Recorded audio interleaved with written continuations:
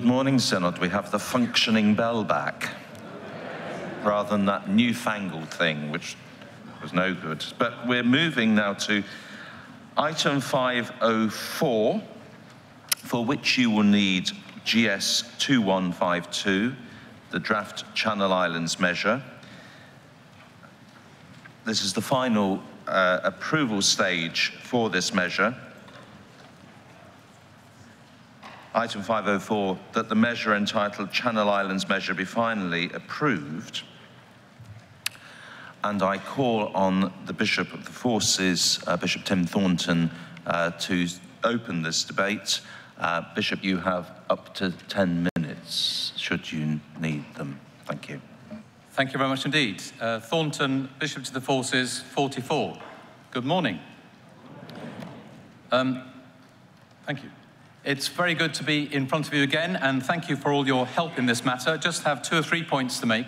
First of all, to repeat my thanks to all those people who've been involved in this process so far. And if I may, I'd like particularly to pay fulsome thanks to all the members of the steering committee of this particular measure for the fact that they didn't have to come to a single meeting and didn't have to utter a single word. And I have to tell you, I'd like to say they were magnificent in the way that they rose to that task in their generosity and sacrifice. So thank you very much to all of them. Again, just on the record, a very big thanks to Lord Charters and all the Commission, and to Jonathan Neil Smith for the extraordinary work they've done. The second point I want to make is say a very big thank you to Simon for mentioning in the prayers this morning this item, and in particular for reminding us of the people and the parishes that we're discussing. Often in Synod we can get caught up in the details of the measure and the structure and forget the very lives of the people that we are considering. So please, in our debate this morning, Synod, can we remember the people, the parishes and the communities of the Channel Islands, and giving thanks for them and praying for their ongoing mission and life. Thirdly, I just want to say thank you to all of you for the overwhelming support that you've shown for this measure so far, and to repeat the recognition that we are all indeed sinners. And from standing here looking out, I can see quite a few miserable sinners in front of me this morning. And as we recognize our sinfulness, so also every day, as I have to do in my life, we turn to Christ and say that we want to follow him each day and need strength and support in doing that, and understand that we go on the journey of reconciliation. And this is very much about the journey of reconciliation. We are not forgetting or ignoring that. The fourth thing I'd want to say is, in talking to the Bishop of Salisbury, he has indicated to me that he'd be more than willing, and indeed will, publish the final Memorandum of Understanding on the website, and I understand that will also be published on the Channel Islands websites. It's not appropriate that it should be caught up in this measure, but it is right and proper that you should see it when it's published, and that we can see that going forward. And finally, members of Synod, can I say thank you to all of you for undertaking the work of this measure, as you have done all in one session of Synods. If you agree to vote in favour of this move, I do wonder whether, therefore, members of Synod, you might look to the fact that you've done something new by way of General Synod this time, and whether that gives us the courage and confidence to think about different ways of doing things new in the future. I therefore now do move the motion in my name on the order paper. Thank you very much. Now, I need to remind you, miserable sinners, that in the debate that now follows, motions for the closure, the speech limit or next business are not in order. But if you'd like to contribute in any way, would you please now indicate? The Bishop of Winchester, followed by Jane Ozanne. The speech limit at the moment is 5 minutes.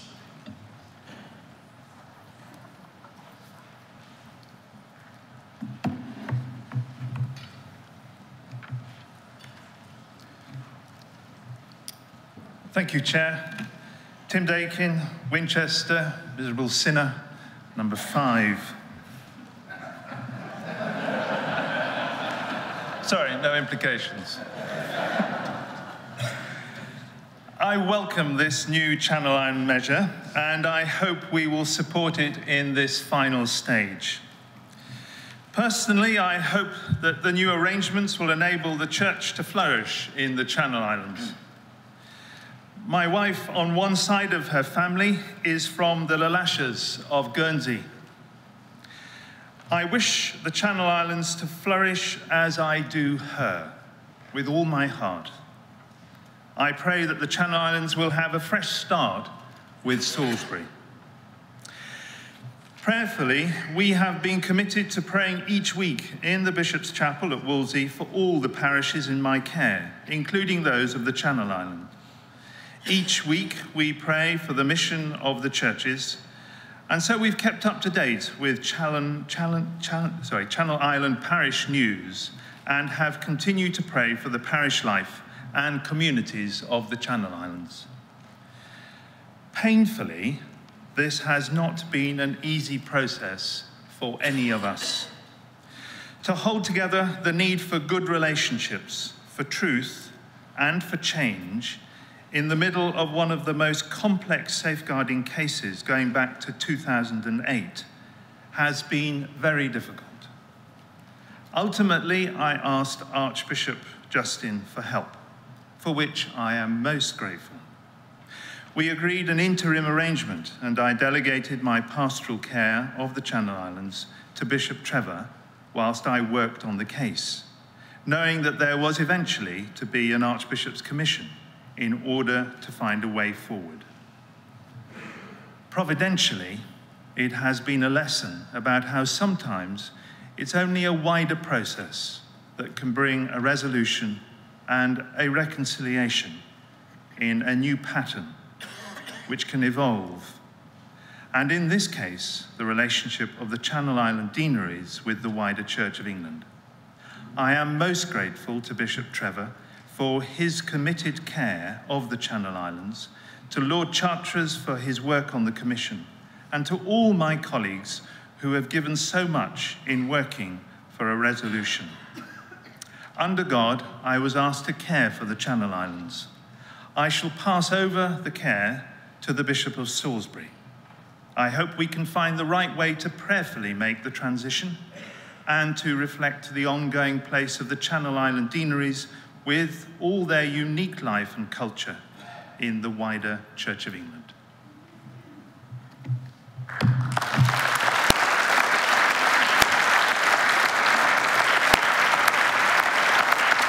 Thank you. Jane Ozanne, followed by Tim Barker. Ozanne, Oxford 379, another miserable sinner. And a Guernsey girl. Ozanne is a Guernsey name.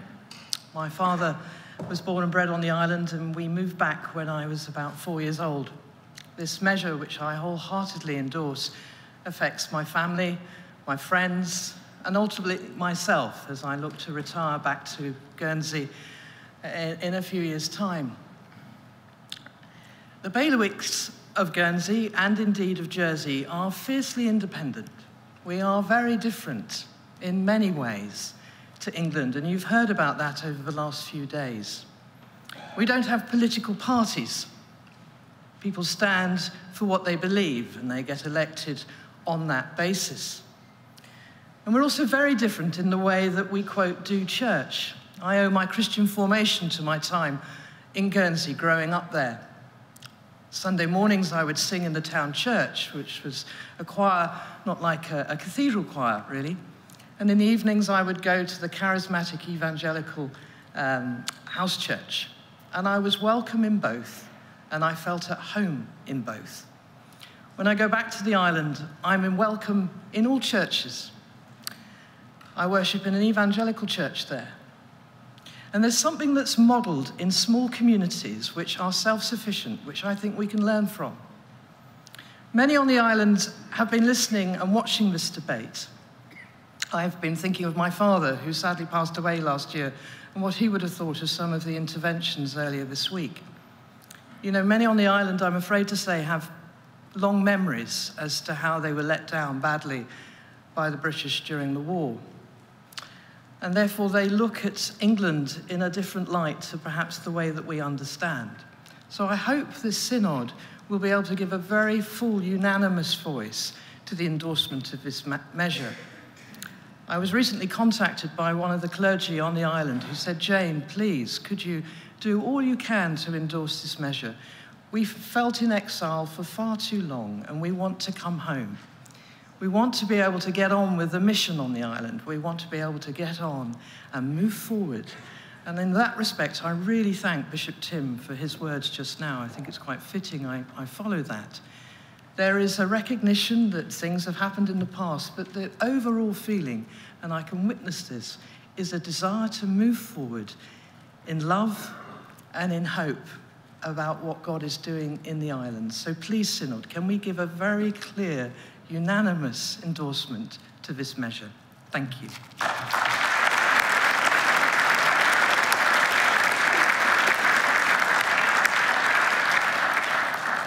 Tim Barker, followed by the Bishop of Salisbury. After Tim, I'll reduce the speech limit to 3 minutes. Tim Barker, Dean of Guernsey 236, and I declare an interest as Dean of Guernsey. I hope that Synod will give final approval to the Channel Islands measure this morning with a substantial majority. The recommendations in the report of the Archbishop's Commission that the Channel Island deaneries be attached to the Diocese of Salisbury has been welcomed without opposition by the Guernsey and Jersey deanery synods and by Salisbury Deanery Synod. I'm most grateful to so many in Synod for your support, and to the staff of the National Church institutions, especially Jonathan Neal-Smith, and to the staff of the legal office, and to the business committee for facilitating these debates over the course of this group of sessions. It is important that the transition from the Diocese of Winchester to the Diocese of Salisbury is managed well. There's quite a lot of work to be done once today's business is concluded. Having the measure in place will give us even more confidence and encouragement in our planning for this significant change. We want to manage it well. This includes taking leave from the Diocese of Winchester in a good way that honours our many years of partnership in the gospel, even if distance and difficulties of travel meant that the relationship was very much at arm's length for many centuries. Conversations have already begun about how we do this. This is, Chair, an appropriate occasion to mark our warm appreciation for the relationship with the Diocese of Winchester, its cathedral and its bishops over the centuries. Emblems that celebrate this relationship are to be found in the windows and the stonework and the furniture of our churches, and will remain. I warmly endorse the expression of thanks in an earlier debate in this group of sessions to Bishop Dakin for his welcome to the recommendations of the Archbishop's Commission, and I thank him for his words this morning. We are grateful to the Archbishop of Canterbury for his care for the islands in recent years and for establishing the Commission. Lord Charteris and his fellow commissioners have clearly understood the distinctive culture and history of Guernsey and Jersey, Alderney and Sark. We are much in their debt. The Diocese of Canterbury has provided the services and support we have needed in recent years. We have made good friends in East Kent, and we pray for God's blessings on them. Bishop Trevor Wilmot has been assiduous in his care for the Channel Islands on top of the many demands on him when he was the Bishop of Dover. He has generously continued to offer episcopal care since his retirement last May. But it is time to develop a new and stable and life-giving and life-enhancing relationship with the Diocese of Salisbury. We look forward to the support of Synod and your continuing interest in the Channel Islands that will allow us to make this a reality as soon as the necessary processes allow. Thank you.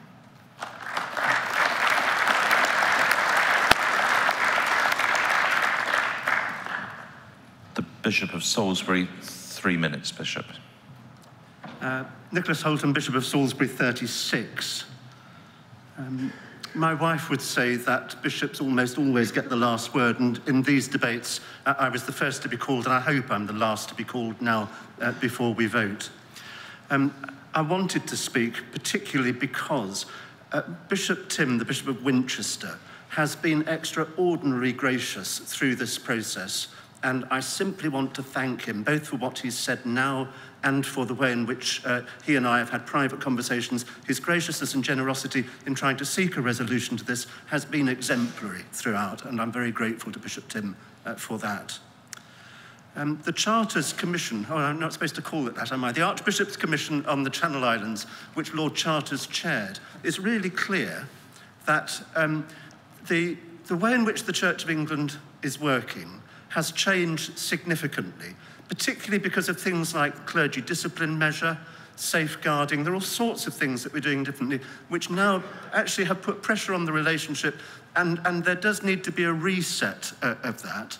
This is not about saying reconciliation is not being addressed. It is. It's reconciliation with all of us, the Church of England. I thought the Archbishop put that really well in the first of the debates in this session of synods. I said that there had been no episcopal visitation for confirmation between the Reformation and 1818, when the Bishop of Salisbury went on behalf of the Bishop of Winchester, who was infirm and elderly. I'd have to say that, rather like Jane Ozanne's comments about the impact of history on the Channel Islands, it's not really surprising that there's ambivalence about episcopacy built into this relationship.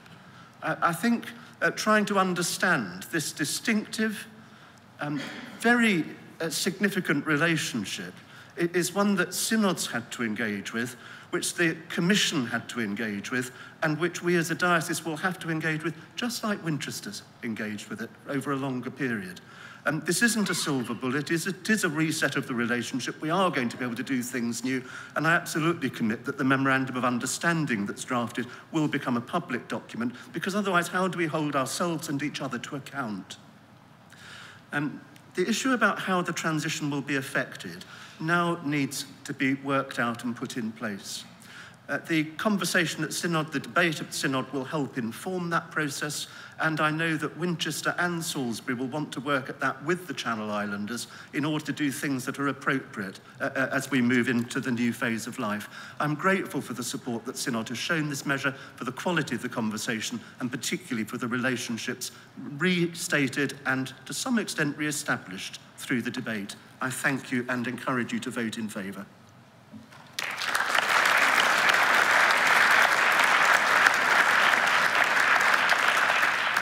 I see no one standing, therefore I call Bishop Tim to respond. Bishop, you have up to 5 minutes. Thank you very much indeed. I'm very grateful to all the speakers. I'm slightly nervous that this may turn into something like an awards ceremony, so I will try and keep the thanks to a limit, but I would like to thank my mother very much.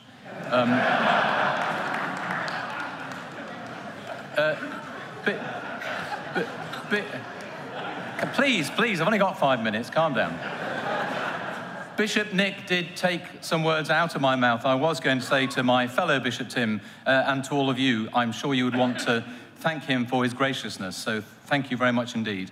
Thank you, Jane, for what you said and for grounding us back into the realities of life in the Channel Islands, and for particularly what you said about small communities. Thank you very much indeed to Tim Barker for all that he was saying and underlining the importance of the transition. As also Bishop Nick highlighted, it will be important for us to think carefully about how that transition happens, and I know that there will be ongoing conversations between various parties to make that happen.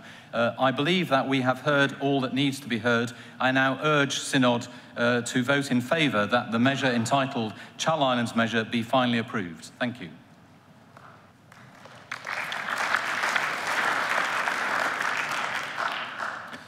I therefore put the question to Synod for final approval. The question is that the measure entitled Channel Islands Measure be finally approved. In accordance with Standing Order 37, I order a counted vote by houses. I'm now about to ring the bell to warn members that a counted vote is to take place. 2 minutes after it ceases, the counted vote will begin.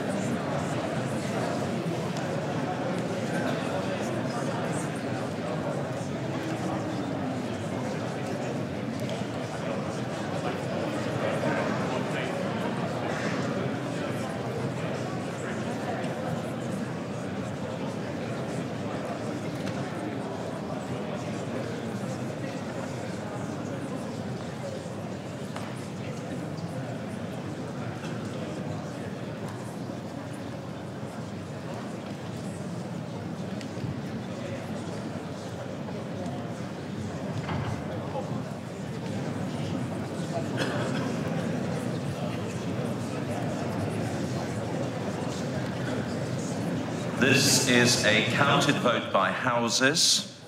Those in favour should press 1. Those against should press 2. Those who wish to record an abstention should press 3. The voting period is now open and will end in 1 minute.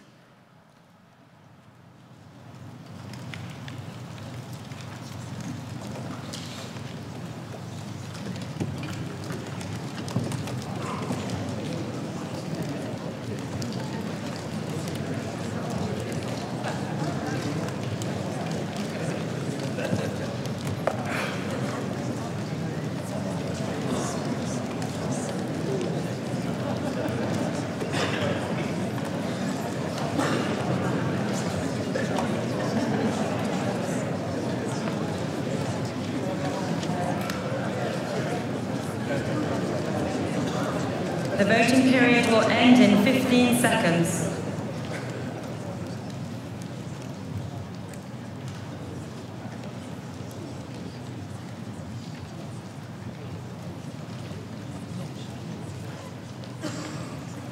The voting period has now ended.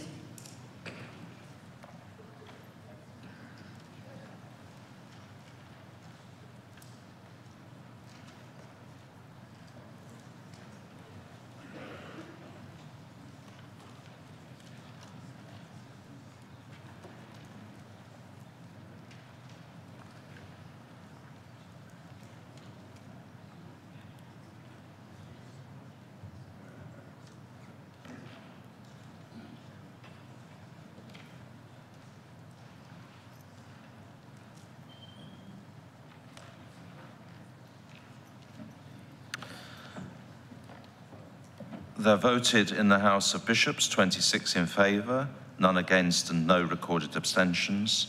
In the House of Clergy 94 in favour, 1 against, and 2 recorded abstentions. In the House of Laity, 117 in favour, 2 against, and 1 abstention. The measure has therefore received final approval. The Channel Islands measure now stands committed to the Legislative Committee, and thank you very much for a very good process and a very good final debate. And please do remain in the chamber as we now move to the next item of business.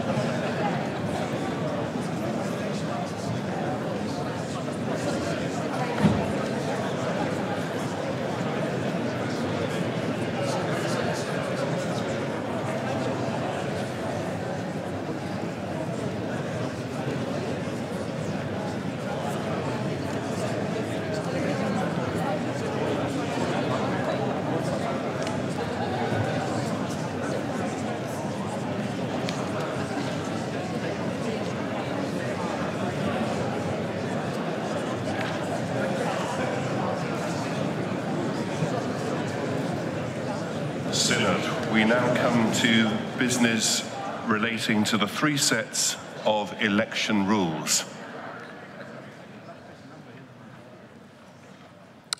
For this business, members will need GS 2164, 2165 and 2166. 2 members have given notice of their wish for the rules to be debated. There are also a number of amendments to each set of rules. So the procedure will be as follows. For each set of rules, a member of the Business Committee will move the preliminary motion that the rules be considered. That is the opportunity for any general debate on the rules. If that preliminary motion is carried, the amendments will then be moved. On Tuesday, Synod approved a number of amendments to the Church Representation Rules Amendment Resolution 2020 and to the Standing Orders. I'm sure you remember those debates very well. The amendments before Synod now make equivalent changes to the election rules. As the policy of the amendments was previously explained, and as the Synod accepted all the amendments, I will, in respect of each set of rules, call the mover of the amendments to speak for not more than 1 minute when moving the first amendment to those rules. I am informed that the Business Committee accept all the amendments and do not wish to exercise any right of reply. So after any debate, I will put the first amendment to the vote. If the first amendment is carried, I will then call the mover of the amendments to move all of the remaining amendments to the first set of rules en bloc. I hope you're following.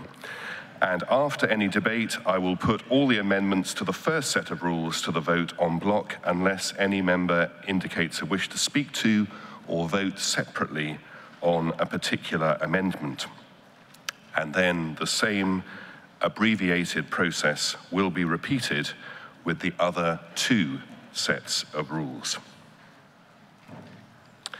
So I now call on Mr. Clive Scowen to move item 507A, that the House of Laity Election Rules 2020 be considered. Thank you, Chair. Clive Scowen, London 358. This is the last piece of business from the Elections Review Group this week. And this time you get 3 for the price of 1. You lucky people.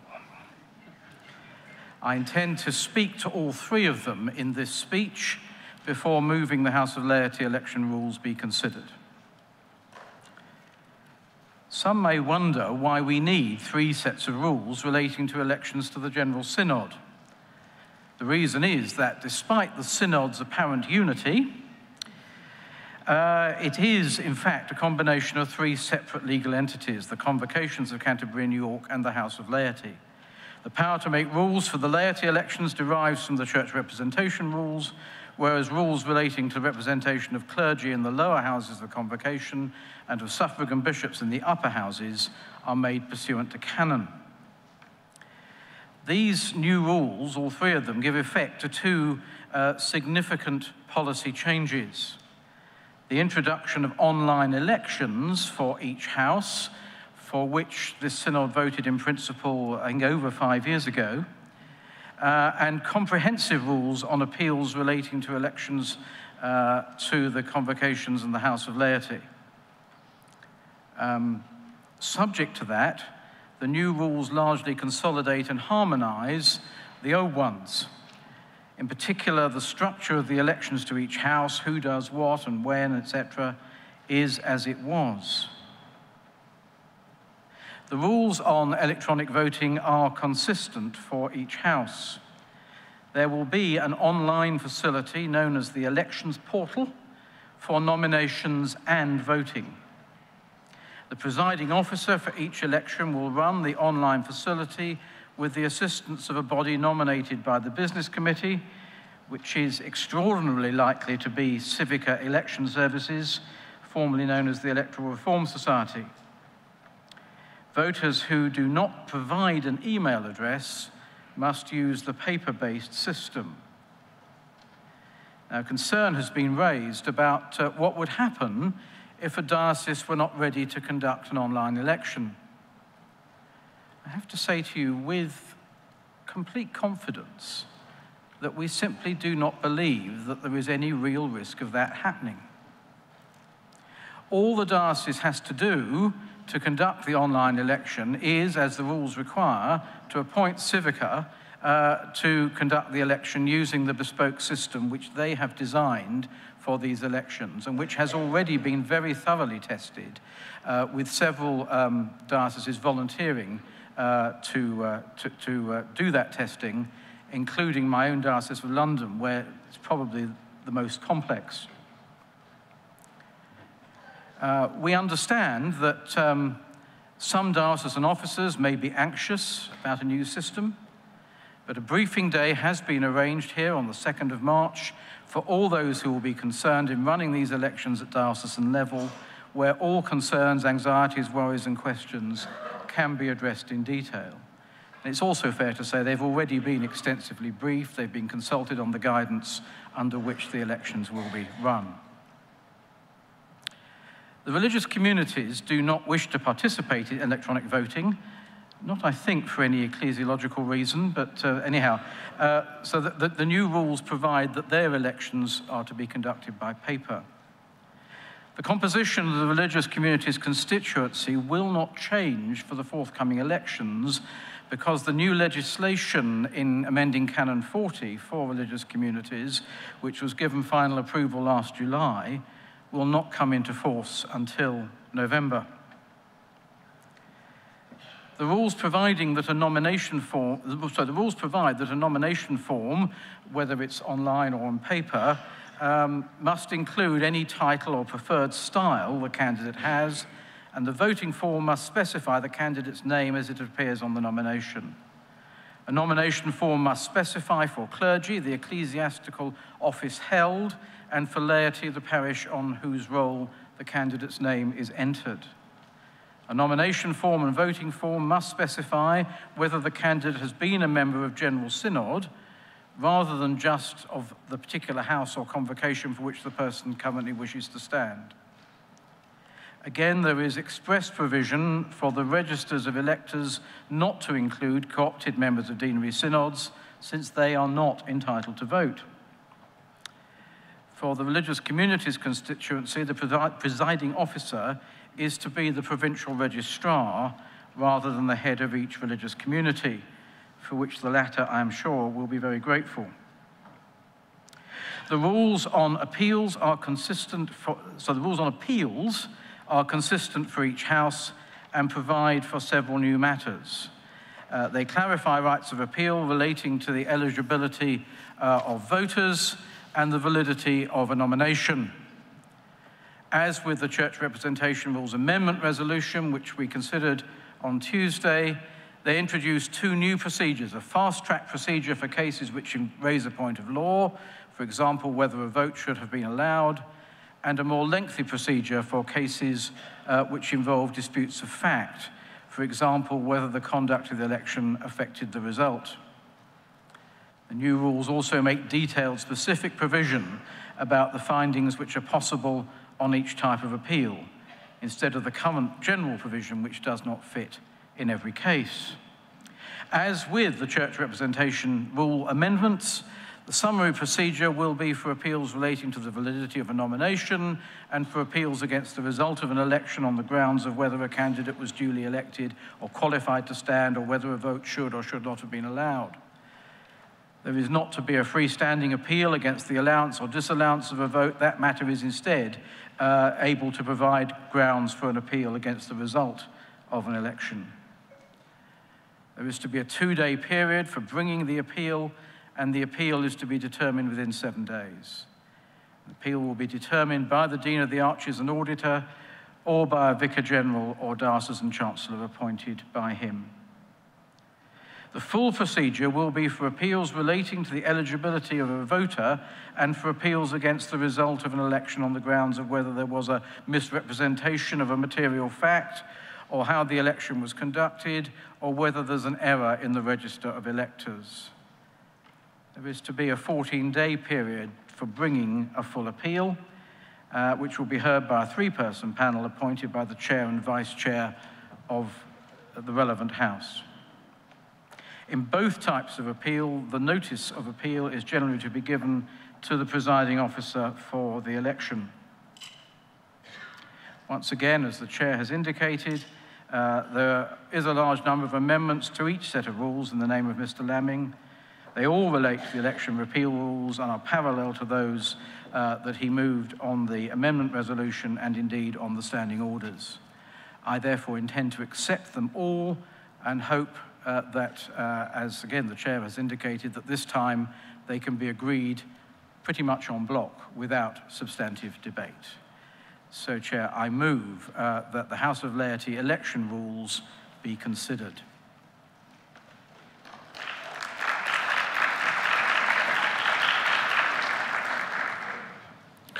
Thank you very much.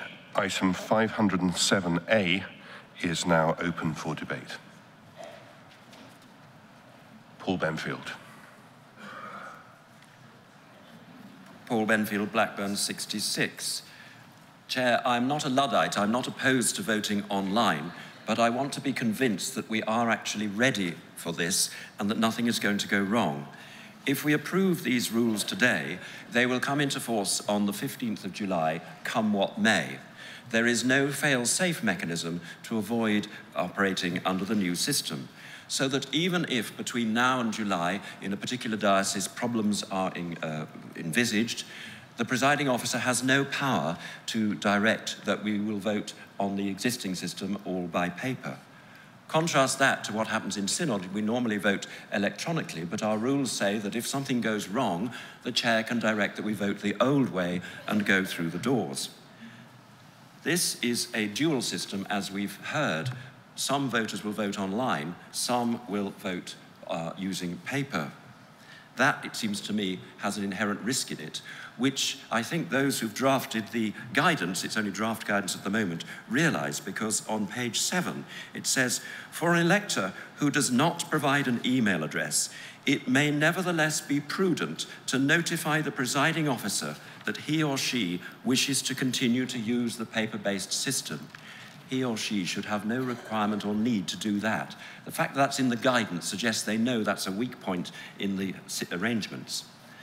I'm also concerned about who provides what email address. Many of us have more than one email address.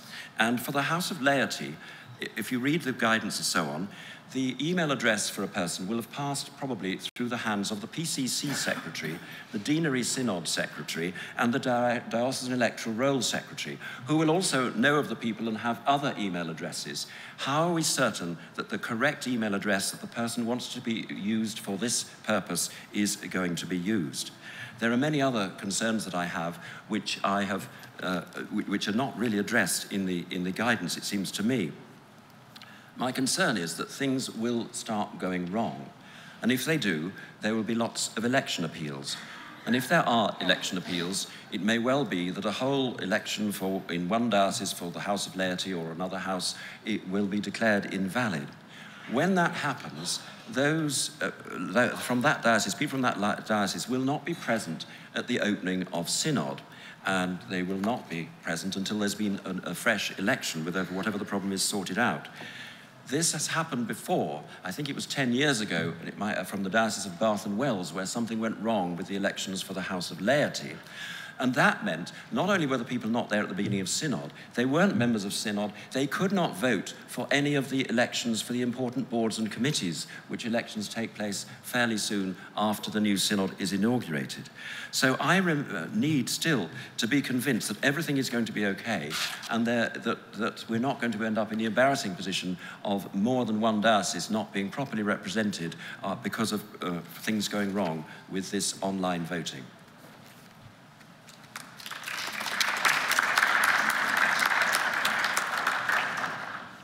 April Alexander, should have said the speech limit is 5 minutes.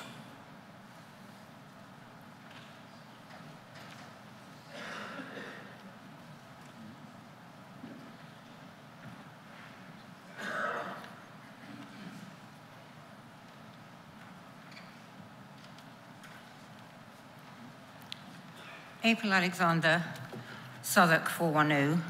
Thank you for calling me Chair.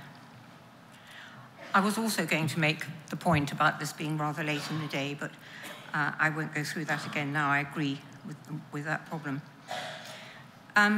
What I would like to mention, which I'm sure won't surprise quite a few people, is that I regard it as very unfortunate that there is still no demand for loyalties, trusteeships, affiliations, and so on, to be declared on election addresses.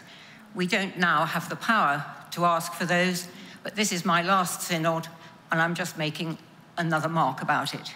I hope for better things in future. The other thing is that there's no mention of hustings, and I fully understand why. I've had a conversation with the legal office about that. But it does raise the possibility that a diocese doesn't have to run hustings. And that must be a massive reduction of governance and representation and so on. So we can just trust that the diocese will run hustings. And of course, because of all this, there are no appeals because of misrepresentation. There can't be. So that's another deficit, I think. Just to illustrate how important this is, if we look back to women bishops legislation, now I can't be absolutely accurate about this because the relevant page, GS Miss 1951, is not available on the website. But my memory, and I have reason to believe my memory will be quite good on this, was that the support for women bishops legislation in the dioceses was over 90% and rose on the second try in 2014. It is a strange thing then that when we got to the voting in General Synod on that matter, we had great difficulty, as you will remember, in mustering 66%. So it does make you wonder how well the General Synod represents the opinions of people in the dioceses and whether we should be doing all possible to make sure that it's better. Thank you.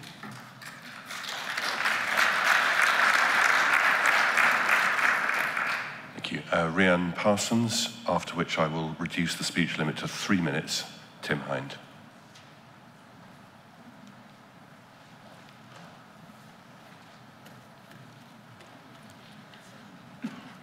Rhiann Parsons, Leicester 332. I know what you're all thinking right now. Oh, she's a young person. She loves technology. That's going to be what she wants. She wants electronic voting. But actually, as a young person, I do want to raise my concerns as well, and I do agree with Father Benfield on this. Whilst technology is a great way to engage more people, things can go wrong. And I've never known a technology system that just goes right the first time. Yes, I know this has been tested, but things can go wrong. We had that when we had the General Synod app, and yes, that's been resolved now, but there are problems with everything technology-wise. Also, other than maybe one or two things happening with Royal Mail, the postal system works. I'm sure everyone in this chamber and everyone at Deanery Synod is able to post a letter to Church House or to the diocese to put their vote in. So why should we change a system that works and introduce an additional system which may not work? Unfortunately, I just don't see the benefits of having an additional system which could cause problems, as such as ones that Father Benfield's already addressed. So do have a think about what this is going to add to the voting for the next quinquennium, because I don't really think it's going to add anything. Thank you.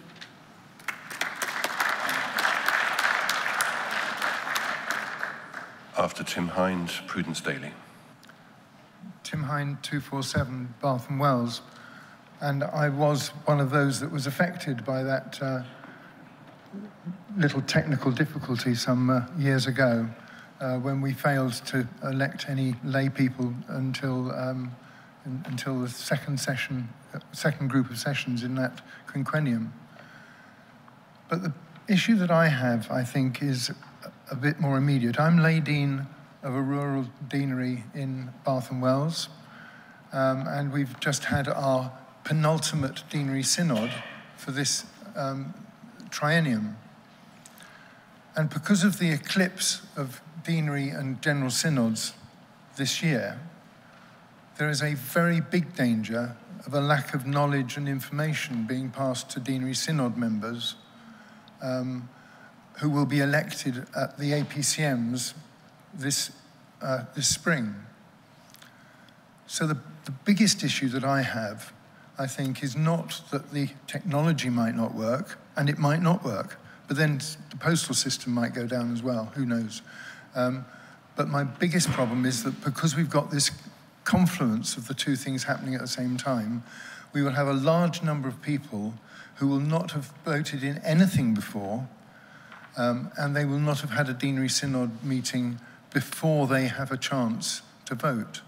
So I'm encouraging all of the priests in my deanery, and I would encourage all area deans, lay deans, rural deans, and lay chairs to do the same.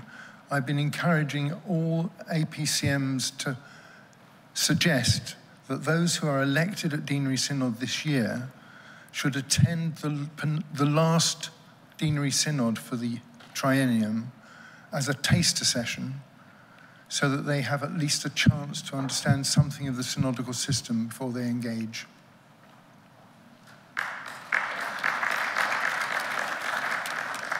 After Prudence Daly, the Bishop of Dover. Prudence Daly, 376 Oxford. Anybody who's ever sent a bulk email to a large mailing list will know that a significant number of the recipients do not receive the email. And they do not receive the email for any of the following reasons. Number one, because they've provided the wrong email address, or because the email address that they've provided is no longer valid. Well, okay, you could say that's their fault.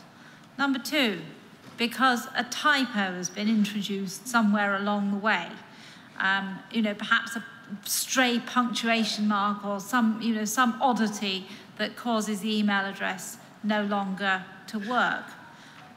Number three, because the mail server is having a hiccup. Sometimes, perhaps the ISP is just experimenting with their security settings, and for some completely unknown reason, I sometimes get people saying, oh, I tried to send you an email and it bounced back. And there's no reason for it on my side. It's just something went wrong technologically. Number four, it goes into spam. either into the person's visible spam filter, which he could find if he looked, or sometimes in the kind of invisible spam filter that the ISP has that causes it to disappear into cyberspace. Well, you see where I'm going with this. If you send a lot of people an email, some of them don't get it, and sometimes it's not their fault. So really, I just have a question, and that's what happens to those people. If people are contacted and they don't receive the email, is there going to be some follow-up process to check emails that have been bounced back and to send them paper forms? What happens about those emails that simply disappear into cyberspace for no known reason? So I would just welcome an answer to that. Thank you.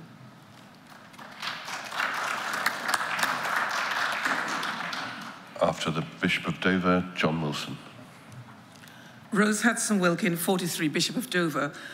I'm only checking whether or not any thought's been given to whether this new system is actually going to enable us to see a more representative General Synod representing the whole body of Christ.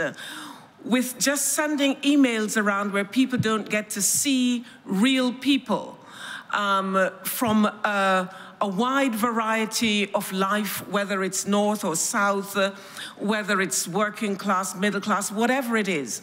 I'm just concerned because having been away from Synod and come back to Synod, I am somewhat disturbed by the Synod that I see and the Synod that we could continue to have if we go down a route that disenfranchises a wider variety of people.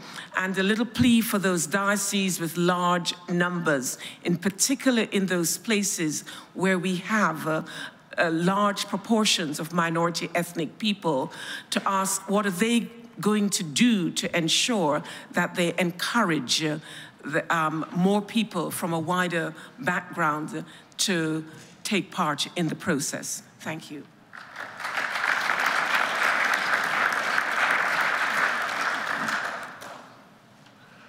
After Mr. Wilson, Philip French. John Wilson, Litchfield, 340. I want to echo some of the concerns which we've heard about sending emails. I may look as if I've lost a lot of hair and I'm long in the tooth and therefore not in tune with modern technology. Well, I have to tell you that I actually write software for applications that run on mobile phones and tablets, etc. I also administer a very large choir database. We have several hundred members. And it does amaze me the number of times that emails are bounced back because people have spelt their email addresses wrong, or they put the wrong email address in to start with. Now, if you've got a Gmail account, you may be aware that you can also use the ending Google Mail. And the number of times that people, when we're trying to match people up using their email address, because it's supposed to be unique, and they put in Gmail in their registration, but then when they respond, use Google Mail, we don't get it. So it really is an issue. This is an important election. These are important issues, and we need to make sure that everybody is included and nobody is excluded because A, they don't get an email, or they don't have an email address. So I have serious concerns about this. Whilst I'd love to go online and be able to do everything online, I don't think it's something which we should rush into.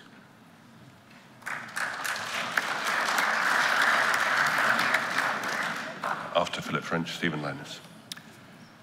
Thank you, Chair. Philip French, Rochester 388. To declare an interest, I'm a member of the Elections Review Group, which was responsible for some of the work on bringing forward these rules. To declare professional expertise, I've also spent a lifetime working in information technology, and my specialist subject, as it happens, is email. But I think that's slightly beside the point. We're getting fixated on the dangers of a lost email. The email address here is really a proxy for the identity of a person. It's the key that enables you to register a vote on the portal. Failing to receive a particular email along the way of the process wouldn't inhibit someone's ability to vote at the end of the day. My real reason for believing this will work is that I trust the organisation involved. My history of work in information technology for government and for charities has been that you design carefully, you test thoroughly, and you choose your suppliers well. All those three things have been done. Civica Election Services, known until a few days ago as Electoral Reform Services, the elections agency of the Electoral Reform Society, is tried and trusted. It runs elections like this for many professional institutions of a size and complexity at least that of the General Synod.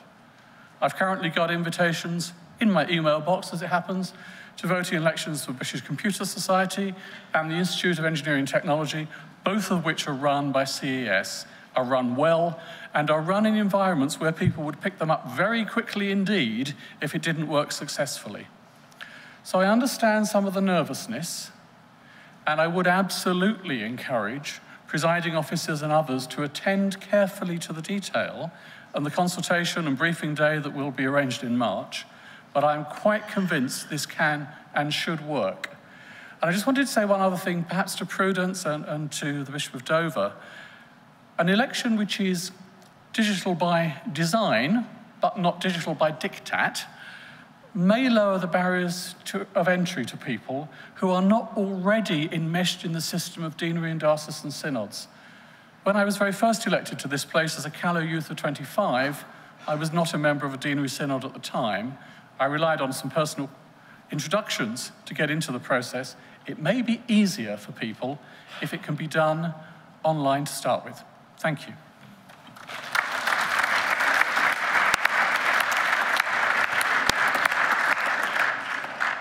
Stephen Linus, followed by the Bishop of Europe.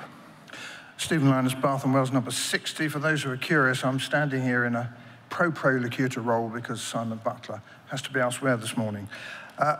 Synod, we're like those people who are standing on the edge of the beach thinking the water will be too cold and they don't really want to go in.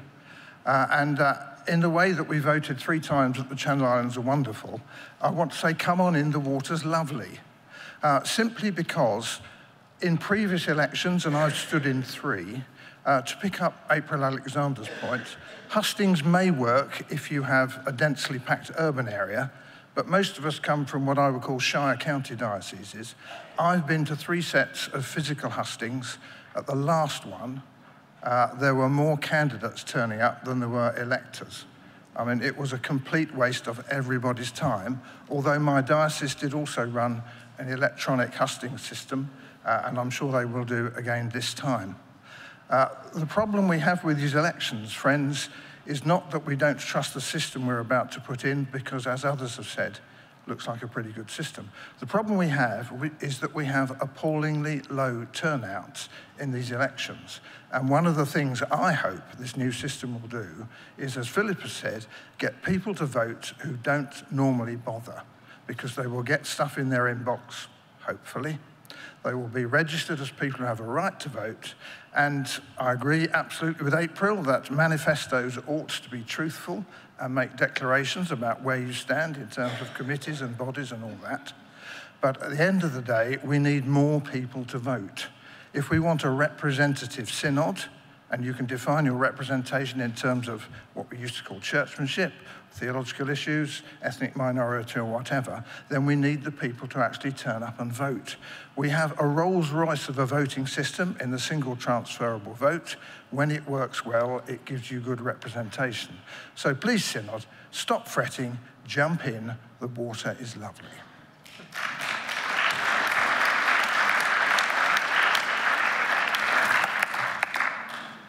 Robert Innes, 17 Europe. After the Bishop in Europe, if I may, Jeremy Sheehy.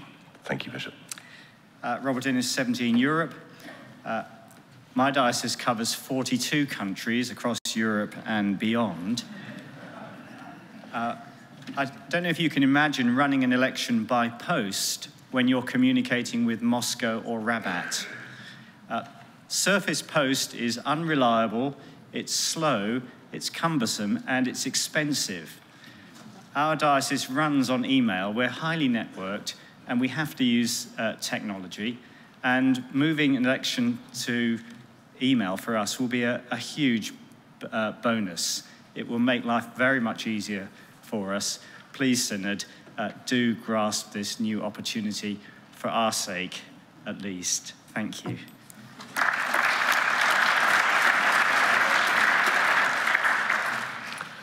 After Jeremy Sheehy, the lady standing at the back, I'm going to reduce the speech limit after Jeremy Sheehy to 2 minutes.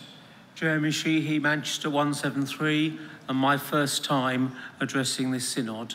I little thought it would be on something as exciting as election rules. I'm sorry to differ from the Bishop in Europe, but I want to echo and support some of the reservations felt by such as the Bishop of Dover a few minutes ago.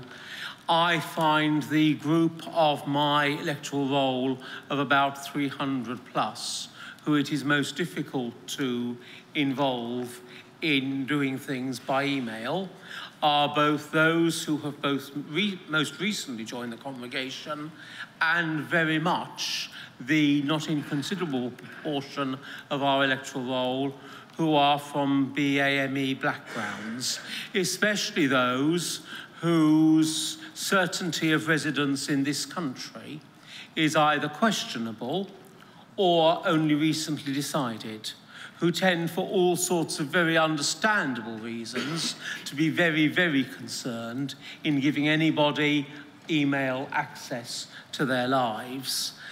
Our own Deanery Synod met last week. It will not meet again until the very eve of these elections. The 15th of July 2020 is not now very far off. The Iowa caucuses were not an extraordinarily successful of the example of apps and electronic votings. And like others, I have particular concerns about the very vagueness of the term, provide an email address. One of our local schools, one of our church schools, where I'm the chair of governors, has recently gone back from using electronic provision of papers to using paper provision, exactly because of problems with exactly which email addresses should be used for what purpose by what people. So I hope to encourage you, Synod, to think once again about making all these changes quite so quickly. Lucy Doherty, the speech limit is 2 minutes. Thank you. Lucy Doherty, Portsmouth 385. I just stood to speak without having prepared anything because notwithstanding the genuine concern expressed by other speakers, and I do understand that, I don't actually think we have any option. It's going to happen, and we, those of us who are considering standing again, rather than our colleagues who are retiring, need to think about how we are going to make this work. It's up to us to go back, to talk to our PCCs, to be there at our APCMs, to encourage people to stand for deanery synods, to go to the deanery synods in as much as it is possible to go. I accept that not all synods are meeting in the time, but to go to deanery synods and explain what's happening and ask for people to think carefully about remembering to vote, remembering to look in their inboxes, to do all that we can in our own diocese to make this work. Colleagues, I would suggest a lot of it is up to us, as well as whatever the new Electoral Reform Society is now called. I can't remember its name. But it isn't impossible. And I think we should have a little bit of hope and go out there and make it work, because we do not have any other option right now. Thank you.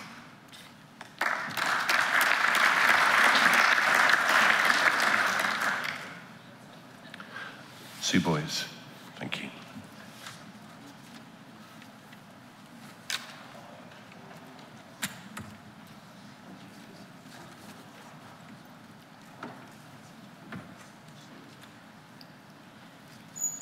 Sue Boyes, 186, Chair of the Business Committee, also Chair of the Elections Review Group, and sitting on the platform 6 or 7 years ago when every speech was in the opposite direction, asking why we had not got on with this. I think, Synod, that whilst I don't want to detain you, you do need to be clear that this thing that you want requires these rules to be passed, and that if they are not passed, we will doubtless be here in July trying to make last-minute tweaks to make that which you say you think you want today work. Can I urge you to allow us to get on with business that many of you have been telling me you want to discuss later this morning, and get this thing which you have wanted for 10 to 15 years done. Thank you.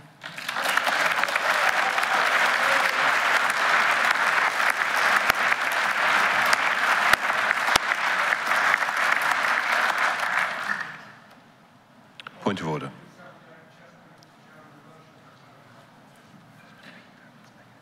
The point of order was a motion for closure. I'm happy to hear Mrs. Deborah McIsaac. 2-minute speech limit remains, after which I will certainly test the mind of Synod, if necessary.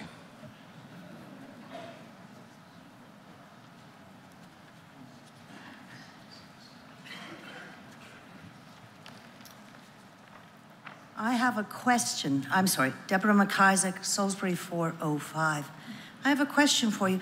Is there anything that prevents the returning officer from verifying the email addresses that they've got before the process starts? Can they add on additional safeguards and protections to verify receipt in advance of the formal process starting? Thank you. I see no one standing. I therefore invite Mr. Scowen to reply to the debate. Clive, you do have up to 10 minutes if you really need them. Thank you, Chair. Scowen, London 358. Well, that was a rather more extensive debate than I confess I had anticipated. It's good to see there's so much interest, for a change. I don't really know what I can say to convince Father Benfield and others that we are ready.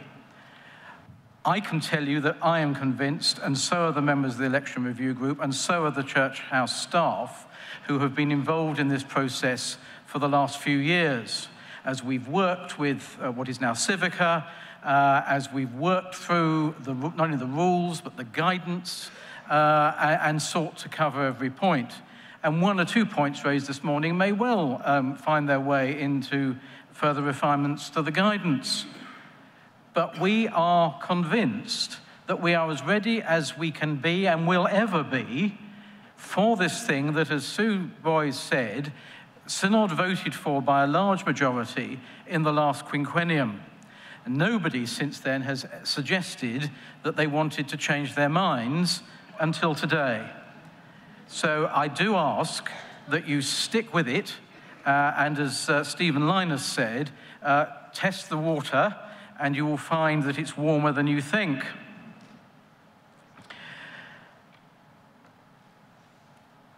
The question of hustings, they can't be made mandatory, but the guidance does deal with them and encourages them.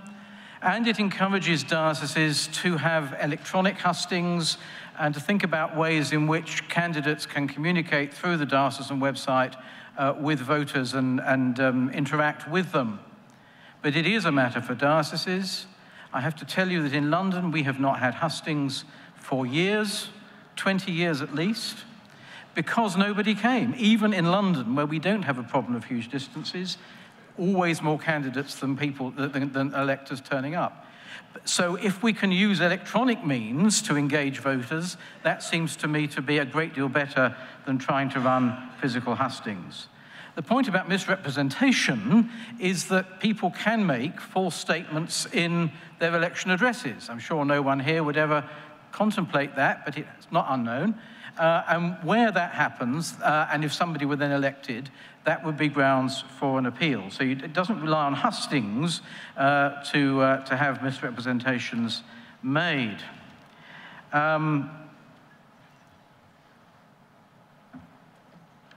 Rhiannon Parsons asked why change a system that works.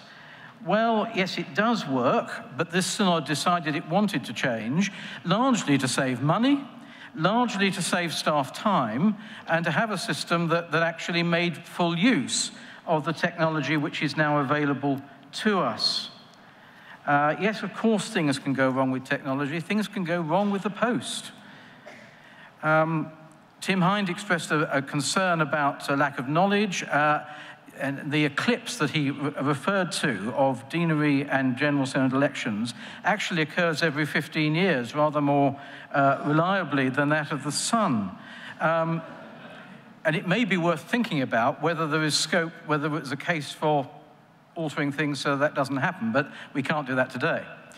There is no reason at all why a deanery synod could not meet before the elections this summer and autumn. The bulk email problem, yes, that could be a problem, and we were asked at the end whether the presiding officer could verify the email. We will think about that, and no doubt it will be discussed at the meeting on the 2nd of March. We certainly do want to make this work, but just as emails can get lost, so can the post.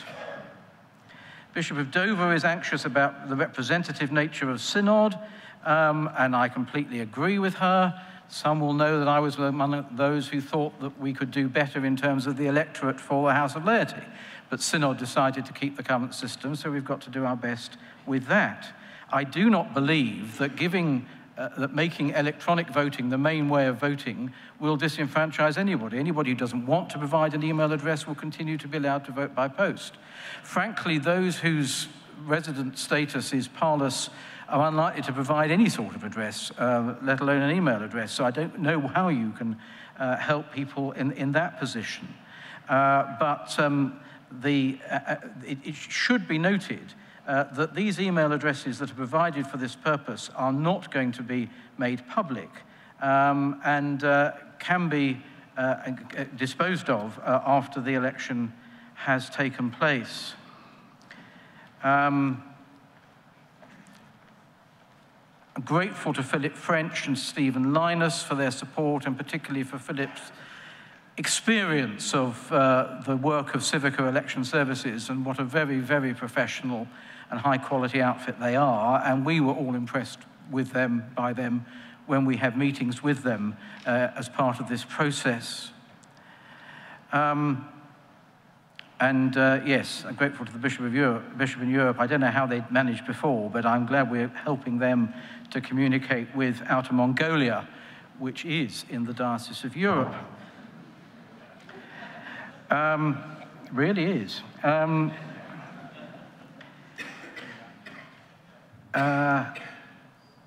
Jeremy Sheehy referred to difficulty of doing things by email. Again, I reiterate, no one has to give an email address, and if they don't, the old system will work for them. Provide an email address, I have to say, seems to me as clear a statement, an expression as you can get, and I don't understand why it's thought to be vague.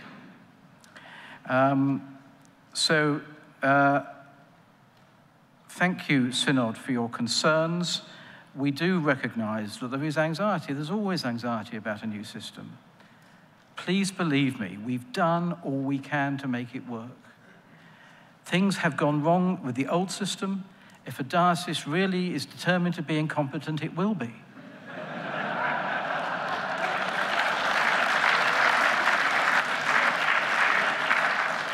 Whatever the system.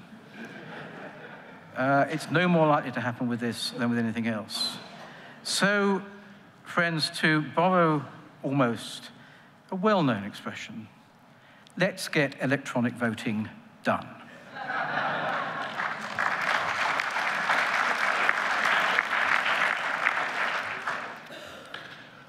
I now put item 507A to the vote. Would those in favour please indicate? Thank you. Those against? Thank you. That is carried. Item 507A having been carried, I now call upon David Lamming to move his amendment at item 587. David, you have up to 1 minute to do so.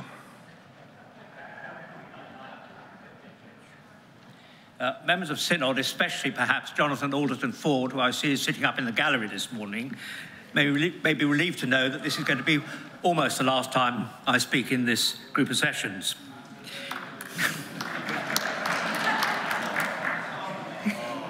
Please give Mr. Lamming his minute. The amendments that we passed to standing orders and to the church representation rules a day or so ago can perhaps be summarised in the Latin phrase audi alterem partem, lawyers' language meaning hear both sides. We've approved that principle in respect of the other two sets of rules, and this morning we're being asked to approve that principle in relation to the 3 sets of election rules. There's another Latin phrase which perhaps summed it up succinctly, mutatis mutandis. With that way of putting it, I formally move item 587, standing in my name. Thank you, David. Item 587 is open for debate. I see no one standing. We put item 587 to the vote. All those in favour, please show. Thank you. Those against? That is carried. I now ask Mr. Lamming formally to move items 588 to 601. I formally move those items inclusive. Thank you. Items 588 to 601 are open to debate.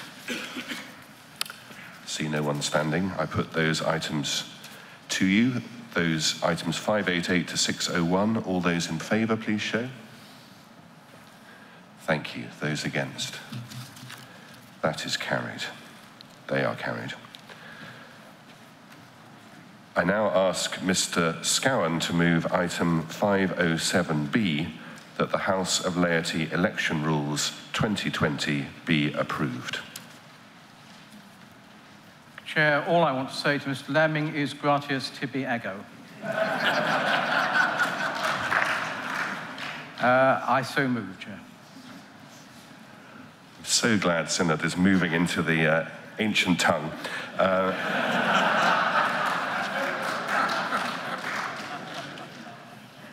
But I'm not going to try and say this in Latin.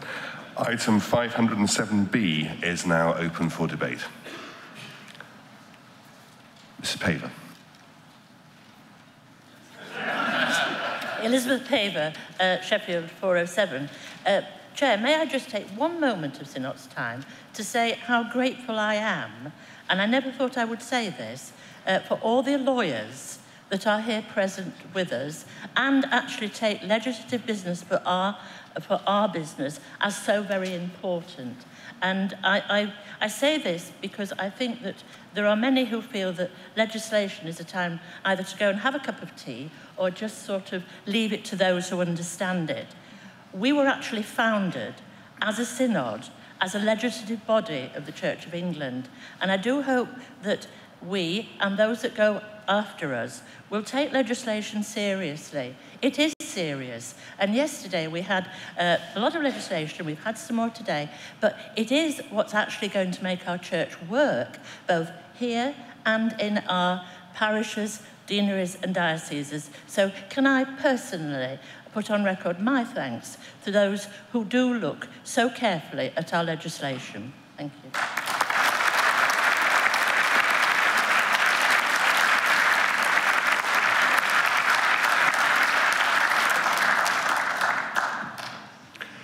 Latin and gratitude to lawyers. Whatever next. Thank you.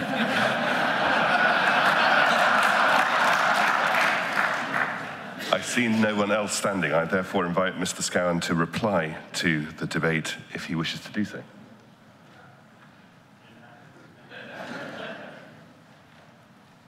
I just want to say I agree with Liz. Thank you for that extensive debate. Please, yes, now can we approve these rules? I therefore put item 507B to the vote. Those in favour, please show. Thank you. And those against? Thank you. That is carried. The House of Laity election rules 2020 have therefore been approved. We therefore move on to item 508, the clergy election rules 2020. And I call Mr. Scowen to move item 508A, that the clergy election rules 2020 be considered. Scowen 358 London. All I really need to say on these is that these apply, like the laity election rules, mutatis mutandis. I hope we have managed to cover all the matters of concern and debate in the last debate, and so I'm not anticipating a huge additional extra contribution, but hey-ho, I could be wrong. Thank you, Chair. I move. Item 508A is open for debate. I see no one standing. I therefore put item...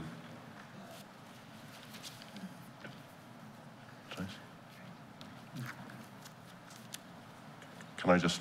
I think I saw no one standing. Perhaps I was wrong. I see no one standing. Therefore, I will put item 508A to the vote.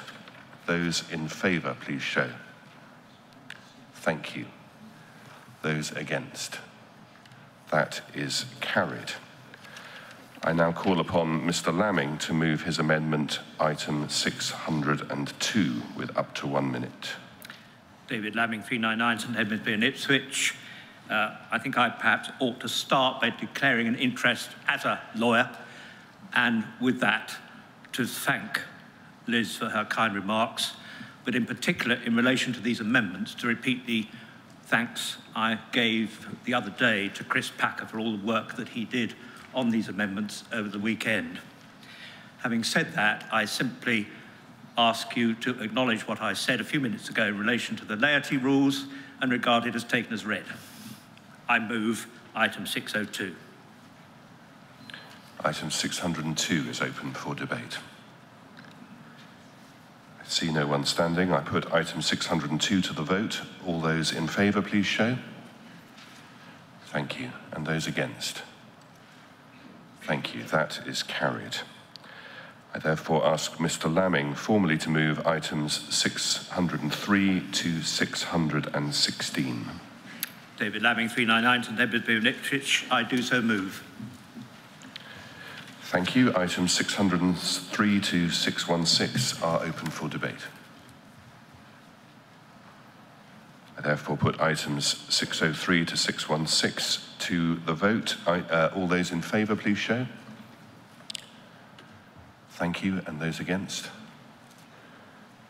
Thank you. Those items are carried. I therefore call on Mr. Scowen to move item 508B, that the clergy election rules 2020 be approved.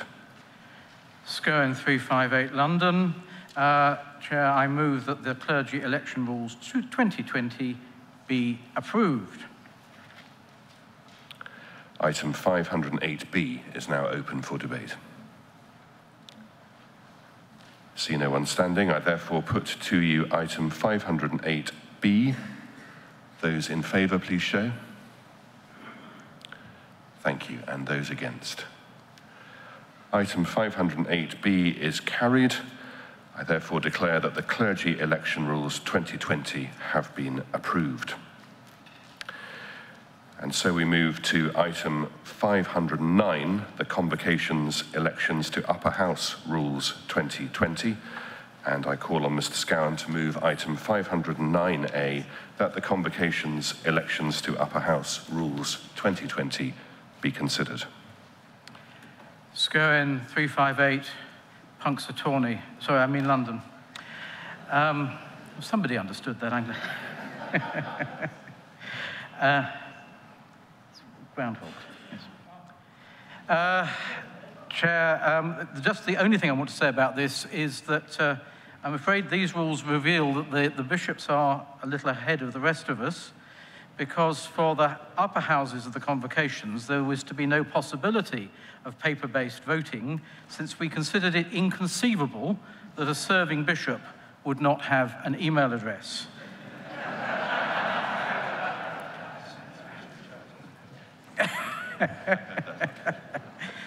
I won't tell you what the Archbishop just said.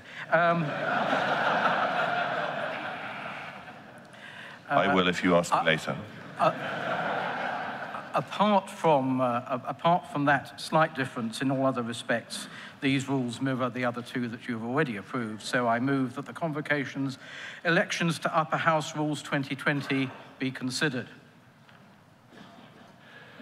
Thank you, Clive. Item 509A is now open for debate. I see no one standing. I therefore put item 509A to you. Those in favour, please show. Thank you. And those against? That is carried. Item 509A having been carried, I call Mr. Lamming to move his amendment item at item 617. The usual 1 minute. David Lamming, 399 St Edmunds in Ipswich. I think I need only to say mutatis mutandis once more, but I will just add to the comment that Clive Scarner just made. If you look at the top of page 11 of your order paper, you will see the reference in line 2 to notification by email. I did query that and the difference between this rule and the other sets of rules, and I was informed that the House of Bishops had actually agreed that they should all use email. So there you have it. They've given us a lead in Synod. I formally move item 617. Thank you, David. Item 617 is open for debate. I see no one standing. I put item 617 to the vote. Those in favour, please show. Thank you. And those against? That is carried. I ask now Mr. Lamming formally to move items 618 to 629. David Lamming, 399 St Edmunds in Ipswich, and for the very last time this Synod, I do so move. Thank you, Mr. Lamming. Items 618 to 629 are open for debate. Therefore, put those items to you, 618 to 629. Those in favour, please show. Thank you. Those against? Those items are carried. I now ask Mr. Scowen, and this is the last time he will be called, to move item 509B, that the Convocations, Elections to Upper House Rules 2020 be approved. Thank you, Chair. Scowen, London 358. I hope not the last time ever, but anyhow. In moving this motion, I just want to record some thanks. Firstly, to you, Synod, for your engagement with this process this morning and for a thoughtful debate, which has been helpful, and certainly some of the points made will be considered further as we perfect the final guidance and proceed towards the holding of the elections. I also want to thank and echo David Lamming's thanks to Chris Packer, who, in addition to working all last weekend on those amendments, has spent a huge amount of his time in drafting, redrafting the elections appeals rules, all of them that we've considered this week, particularly every time the bodies concerned changed their minds and thought of something new we ought to put in. He had to go and draft them all. So I think we should record our special thanks to him. I want to thank again the members of the Elections Review Group who have worked on this tirelessly for most of this quinquennium. Finally, Chair, I want to thank you and those who've advised you for enabling a much more expeditious way of dealing with this morning than we managed earlier in the week. And I hope this sets a model for the future. So, Chair, I move that the Convocations Election to Upper House Rules 2020 be approved. Thank you, Mr. Scowen. The item at 509B is now open for debate. I see no one standing. I therefore put to you item 509B. Those in favour, please show. Thank you. And those against? Thank you. That item is carried, and I declare that the Convocations Elections to Upper House Rules 2020 have been approved. Thank you very much indeed, Synod. That completes this business.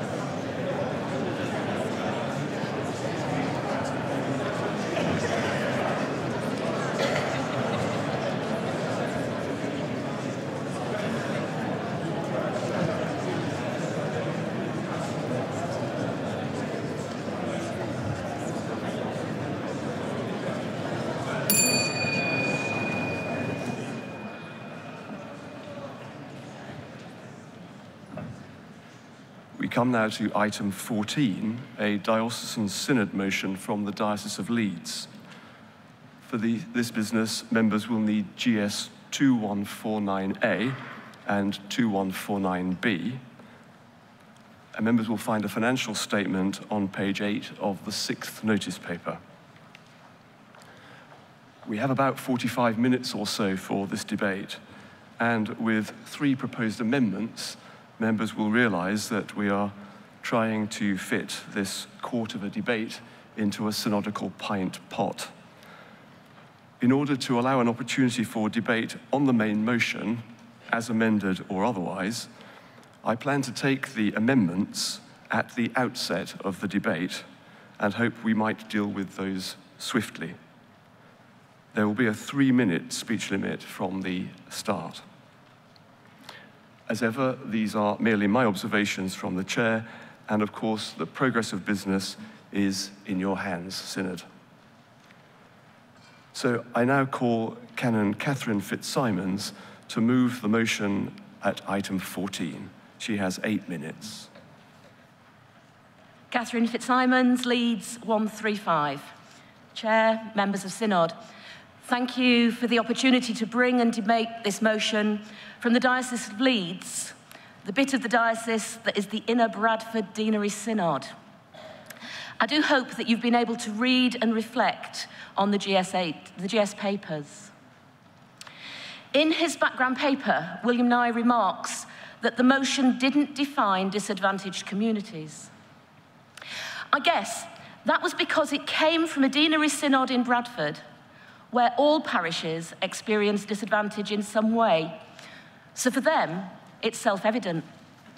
And maybe for those of us who work in some of the poorest neighbourhoods, or with particular groups of people who find themselves on the edge of society, whether through homelessness or drugs, broken relationships or misfortune, it's self-evident.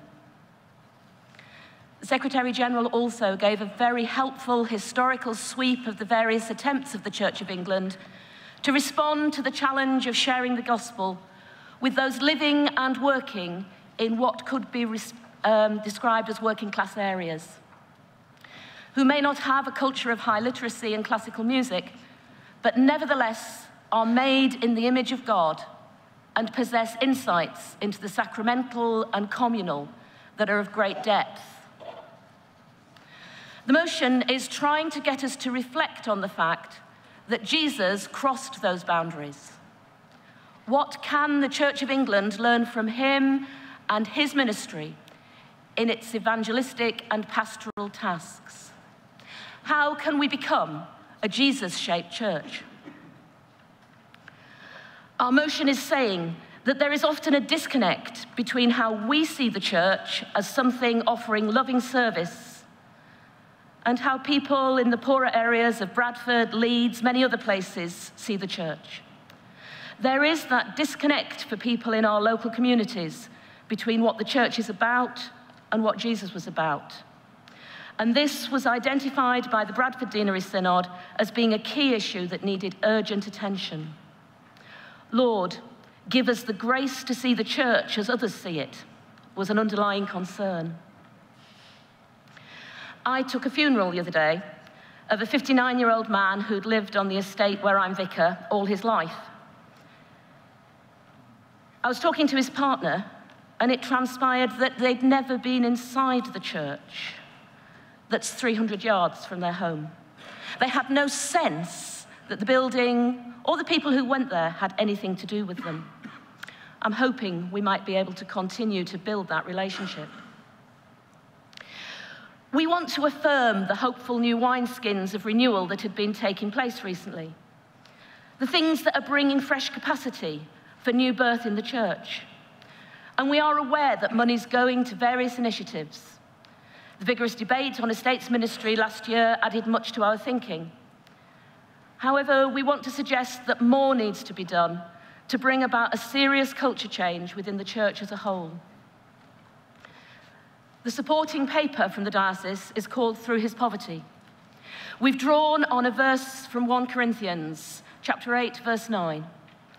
For you know the grace of our Lord Jesus Christ, that though he was rich, yet for our sake he became poor, so that you by his poverty might become rich. We do so because we suggest that a key question is how a church in which so many of us are relatively affluent is to identify credibly with the more disadvantaged strands of society, both among our members and beyond our borders. We suggest that we need to address issues that spring from becoming a church that has too frequently elevated priesthood and diminished prophecy. We suggest that our trickle-down theology model is in contrast to that of Jesus, where the least are exalted. The children present in the kingdom of God, the common people hear him gladly. The theologians of his day are deeply challenged. We do believe that the energy for such things is already emerging in the life of the church, often in lowly places. But there is a need for recognition and reaction that realizes the need for wider change. Such change is not simply to do with giving greater priority to disadvantaged communities. It's about ensuring that the experience of Leslie Hunter, quoted by the Secretary General, is not to be repeated. Bishop Leslie found that even though there were insights and discovery about faith and God from the steelworks, the mainstream church proved impervious to the missioner's message. We believe the motion has today got wider implications. The lifestyle of Jesus and those who followed him has deep attraction for those who are concerned about the insatiable search for an ever more luxurious lifestyle and the impact that this has upon planet Earth, as we were discussing earlier this week, and upon the poorest peoples of our planet, of whom we're reminded by the presence of our colleagues from different parts of the communion. What is the Spirit saying to the church has to be a key question. We suggest that our request that our motion be responded to with some kind of study needs careful and prayerful response. The concern of Jesus to ensure that his ministry was built on right foundations and that he would be clear about the temptations that could distract or dilute or divert him, led him to send an extraordinary period in the Judean desert that enabled these things to be identified. It was far from an academic exercise. In other words, will there be reflection with and learning from those in disadvantaged communities about what the church looks like, about how we together make up the body of Christ, which is the church?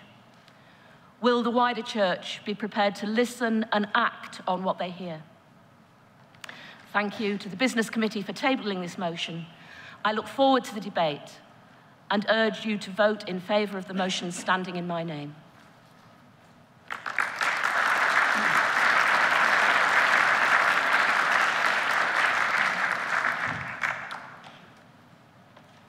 So I now invite the Reverend Dr. Jason Roach to speak to both of his amendments at items 64 and 65, but formally to move only item 64. Dr. Roach, you have 4 minutes, given that you're speaking to both of your amendments. Jason Roach, London 166. Thank you, Diocese of Leeds, for bringing this motion to us. My hope is that we can share stories of much good that is already going on, even as we challenge ourselves to do more. I spoke this morning to a 26-year-old man who's been coming to church on a housing estate every Sunday for a year, and to our midweek Bible study with no background in Christian things, not yet professing. I asked him, why do you keep on coming? He said, you knocked on my door and said hello. You helped me to stop getting evicted from my home. I feel like you are my friends. And so when my mum says to me, I should stay away from the church, I say, no way. Jesus said, love your enemies like your Father does, who sends rain on the righteous and the unrighteous. And many are doing that as we seek to adorn the message of Jesus, who became poor to bear our sins so that we might become rich and inherit his righteousness. The background paper gives a real sense of the development and spirit in which this motion was intended. I fully support it, but I think we can substantially improve on it with two changes. The first, Amendment 64, is about wording. As worded, this motion communicates something rather different from what was intended. It asks why we, C of E, are not as good as Jesus at communicating with or attracting the poor. Simple answer, Synod, we are not Jesus. Even my long-suffering wife has never said to me, you, Jason, have the words of eternal life. Or, no one ever spoke like this man. In other words, since we don't have the ability to heal the sick, cleanse lepers, forgive sins, raise the dead, our ministry will never have the impact or effect of Jesus. What it intends to communicate, though, as we've heard powerfully from Catherine, is that Jesus clearly had a special interest in drawing in those who were on the margins. So I've used the words of Jesus himself in his first sermon in his hometown to define the shape of his ministry, namely that he came to bring good news to the poor spiritually, but also situationally. My secondary school English grammar teacher would still not be happy, but it moves us in the right direction, clarifies the intent. The second issue, this is Amendment 65, it seemed to me worth putting some flesh on the bones as to what any research that we were calling for might look like.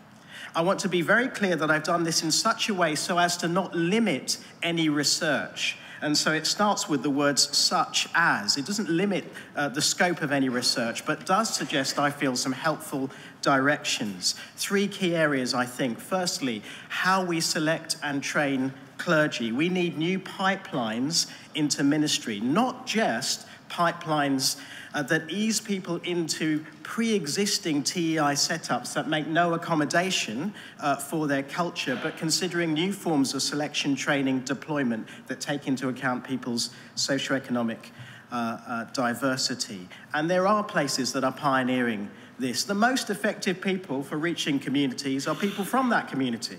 And we want to make that possible.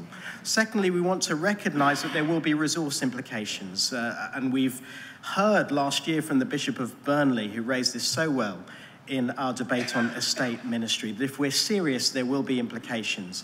And of course, as the background paper says, it makes sense to take SDF funding initiatives into account. And thirdly, the final little change is to recognize that there is lots good already going on across this nation.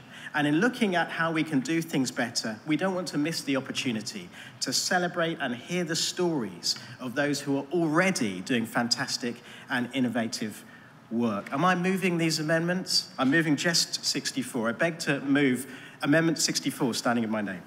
Thank you, Dr. Roach.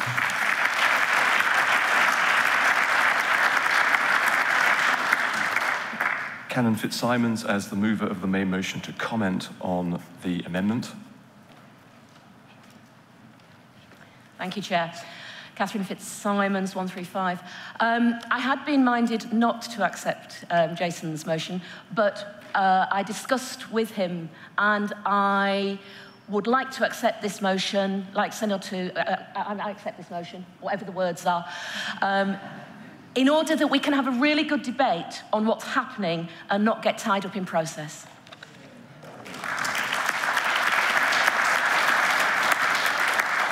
Canon Fitzsimons has indicated that she supports the amendment, and so debate can continue on item 64. Mr. Greenwood, the speech limit is 3 minutes. I'm grateful, Greenwood, Southwark 411, and a member of Archbishop's Council, and I'm grateful that the two amendments have been accepted because I seconded them. For Christmas, I bought myself this book, David Shepherd, Batting for the Poor. And I absolutely loved reading it because it brought back to me the fact that we have in David Shepherd a man who spent his entire public ministry from Islington pre-gentrification through Canning Town, through Peckham, where he was Bishop of Woolwich, and to Liverpool, batting for the poor. He, in fact, had a half-century of public ministry. It was David Shepherd who helped to found the Evangelical Urban Training Project to bring evangelicals into this world and to tell the stories which Jason is calling for in point 3. It's now called Unlock. It's still going. It's doing great work.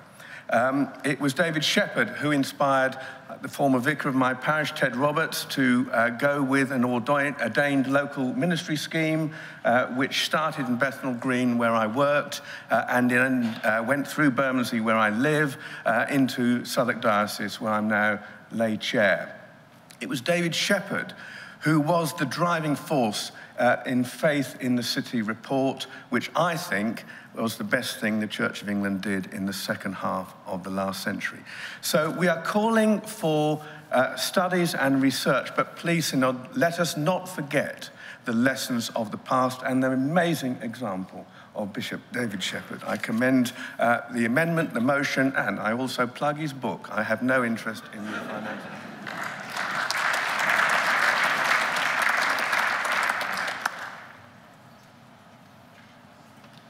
Mr. Scowen. Scowen, London 358. I'm sorry, Synod, you're hearing me again, but I do think what I hope to say needs to be said in this debate. The motion points out that we're not as effective as Jesus, and of course we're not Jesus, but I do think we can learn from what Jesus did in terms of how we might become more effective. It's worth reflecting on what the Gospels show us. Before he did anything in his ministry, he was baptized in the Holy Spirit. He triumphed over temptation in the wilderness. He returned to Judea full of the Holy Spirit. And he proclaimed, the kingdom of God is at hand. Repent and believe the good news. But he didn't just proclaim that, he demonstrated the inbreaking kingdom of God. He cast out unclean spirits. He healed all kinds of sickness and disease in everyone who came to him for healing. On occasion, he even raised the dead. And then he said, anyone who believes in me will do what I have been doing and even greater things. And after Pentecost, when the Holy Spirit was poured out, the infant church proclaimed the same message that Jesus had proclaimed, and it did the same things that Jesus had begun to do, and they turned the world upside down. Now, I don't want to diminish all the important sociological considerations and all the particular detail. But if I'm sorry slightly to disagree with my friend Jason Roach. No, we're not Jesus, but Jesus has promised that we will do the things that he did if we will trust him, if we will rely on the power of his Spirit. And that seems to me to be a vital consideration when we think about why we're not impacting the disadvantaged, the poor, and the marginalized in the way that Jesus did.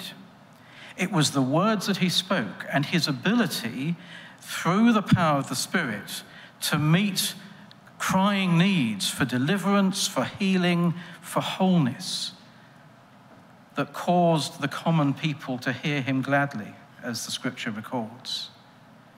Yes, he did have the words of eternal life. Yes, no one spoke like him. Yet he gives us the power also to speak words of eternal life in accordance with what he has revealed in Scripture and in accordance with the power within us. And Synod, if we're serious about reaching our nation, our whole nation, for Christ, re-evangelizing England, then we will give attention to these things, the power of the Spirit and his ability to do in us far more than all we can ask or imagine. Thank you, Mr. Scowen.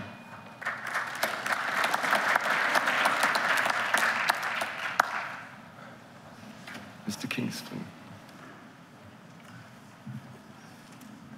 Martin Kingston, Gloucester 314. I merely wish to remind you that the poor are present not simply in urban communities, but also in rural communities. I'm sure you're conscious of that, but coming from a largely rural diocese, we're hugely conscious that the poor are present everywhere. Some will no doubt remind me that the church spends a disproportionate amount of its income on supporting rural ministry, but with great respect to you, we do it largely to support ministry to people who too often look like me or the female version of me. That is approaching or at septuagenarianism, largely middle class, not desperately needy, at least materially. And we are ineffective in reaching the rural poor. I hope that this motion will be universally supported and that its reach will not simply be into urban communities but into rural communities as well, and that we will think imaginatively how to do that. In our village, we stand outside the village shop and offer to pray for people as they go in and out, because it's the poor people who access the village shop, because lots of them don't have transport to get anywhere else. We need to think and act imaginatively and boldly, and with due respect to Dr. Roach, I agree with Clive Scarn that if we imagine that we cannot do what Jesus did in reaching the poor and the marginalized, then we will not do it.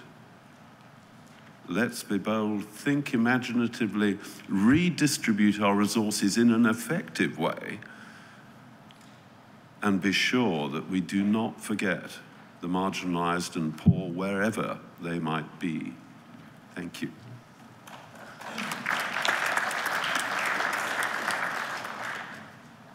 I see no one standing, so I put the amendment at item 64 to the vote. All those in favour, please show. Thank you. All those against, please show. That is very clearly carried. So I invite Dr. Roach formally to move his amendment at item 65. I do so move. Thank you. Canon Fitzsimons to comment. Thank you. We're happy to accept this clarification of what the report would be about. Thank you, Canon Fitzsimons. This amendment has her support, and so the debate can continue now on item 65. Canon Wharton.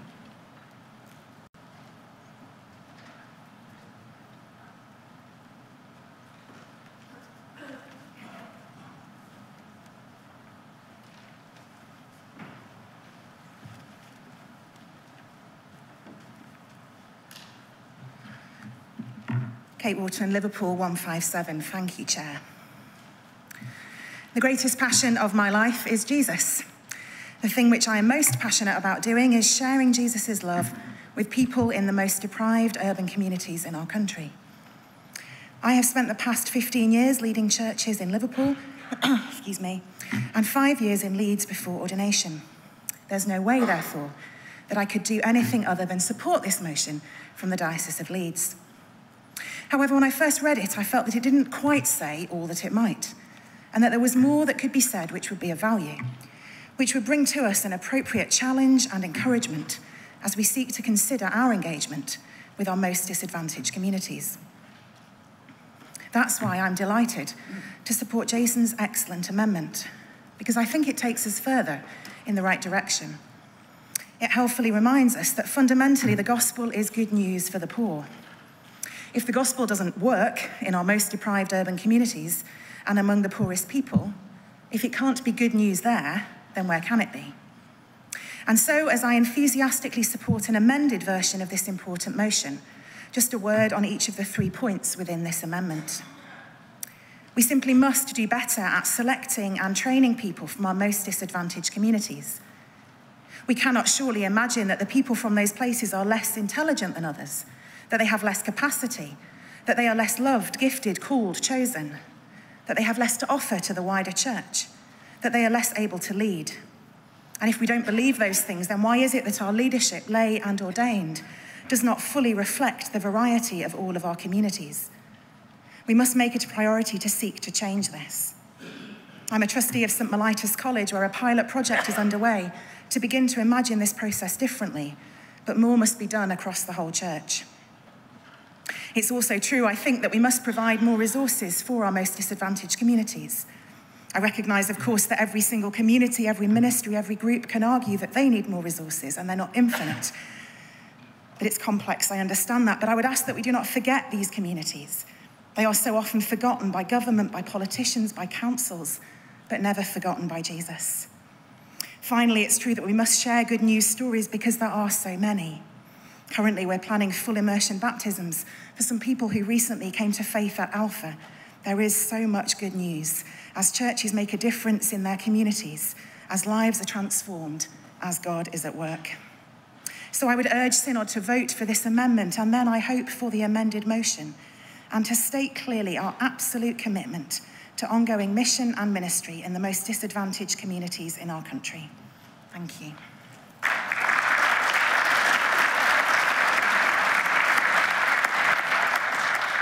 The gentleman at the back of the chamber.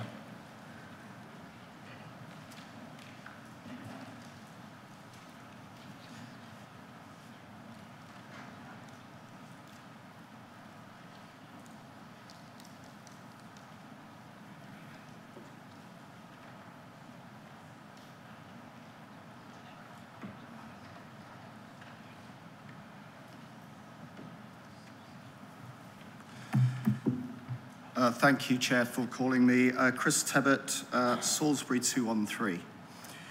There's clearly a concern about where the resources are coming from for investing in this initiative, and I just would like to make a point about releasing of resources through clergy housing. Back in 2000, the year 2000, I moved to the largest vicarage in my diocese. It was built in 1820, had 7 bedrooms, 2 staircases, and a cellar. It was surrounded by a large estate of 3-storey 1960s housing association flats, and being in the 3rd most depressed ward in the diocese, we stuck out like a sore thumb in our manor house. Back then, with a family of 5, it cost me, I think, £2,000 per annum for heat and light.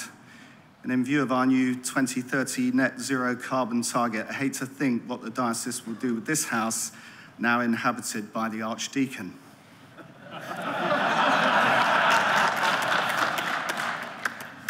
After much discussion, where our PCC suggested pulling it down and building social housing in a new eco-vicarage, we were rehoused a mile up the road.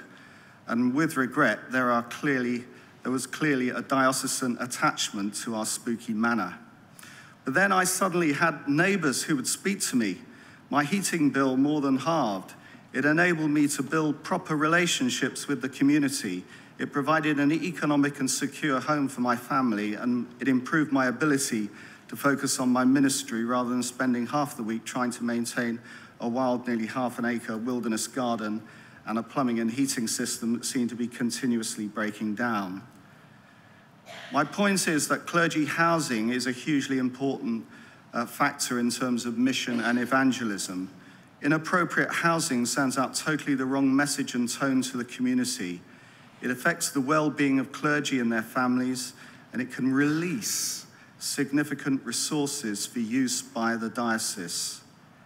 Let's ensure that our clergy housing is appropriate to the community and parishes in which our ministers serve, so that it doesn't form a barrier to sharing the good news of Jesus Christ with all, disadvantaged or not. Thank you.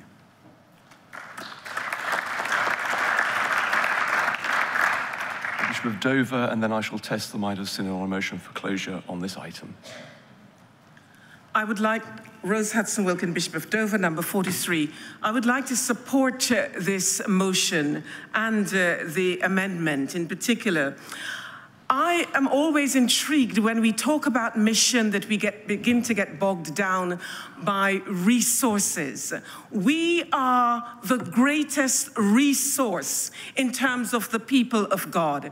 And actually, we are also the greatest turnoff to those who are poor and disadvantaged. What I mean by that is those who are poor or disadvantaged, they're not wanting to come to a church or to join something that people are not excited about. And frankly, we're not excited about the gospel. And if we're not excited about the gospel, how do we expect others to catch it and want to be a part of it? And so I would just put out a huge plea to say, let's not get bogged down as to where we're going to find the resources to do this. Let's become that resources. Let's get out of our comfortable zones where we gather under our labels and spend an enormous amount of time just talking shop. Let's start living what it means to be the people of God. Let our changed lives begin to change the lives of others around us. Thank you.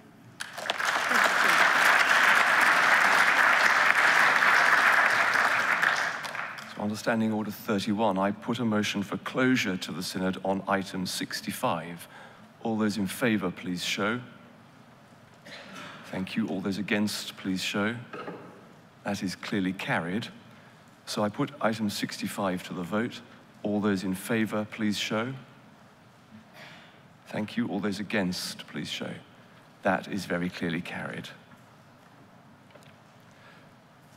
I now invite the Reverend Catherine Pickford to speak to and move her amendment at item 66. The speech limit remains 3 minutes. Catherine Pickford, Newcastle 176, and I speak as a trustee of the Church Urban Fund. Thank you to Catherine and the Diocese of Leeds for this important motion, which draws our attention to the emphasis of Jesus' ministry on the disadvantaged in our society and the commission that we share to bring good news to the poor, release to the captives, and recovery of sight to the blind.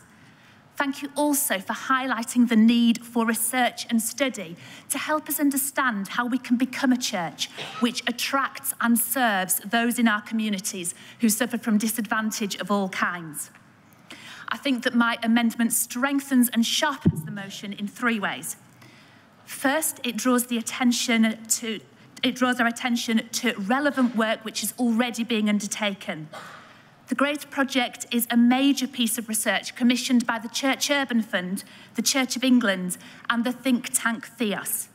It's a 3-year project whose conclusions will be launched this November, exploring the links between social action, discipleship, and church growth. Through interviews, observations, and case studies from across the country in rural and urban areas, as Martin has highlighted, the research is exploring what the church is currently doing in terms of social action and discipleship, what that means in terms of church growth, and how we can build on that to encourage churches in their work in social action in the future. Because of its terms of reference, the GRACE project has concentrated on those suffering from a wide range of forms of disadvantage, from socioeconomic deprivation to isolation and loneliness, especially in rural areas. Interim reports suggest that the findings of the project will be encouraging and valuable and will provide a firm and current basis for the study that this motion proposes. Second, the expressed aims of the GRACE project help to sharpen the aims of the motion. By exploring the connection between social action, discipleship, and church growth, the GRACE project names and explores the connections which are not always easily identified or understood between the work we do for the most disadvantaged in our wider communities and the number of people coming to faith in Jesus. Third, this amendment places the motion in the context of the ongoing work of research and study which needs to underpin our strategic planning. It draws the attention of the Archbishop's Council to the work already being undertaken and asks them to continue to explore the consequences of the way in which we spend our resources and energy as a church, so we develop ways to intentionally prioritise those who are disadvantaged in society, as Jesus did. I beg to move the Amendment 66 standing in my name.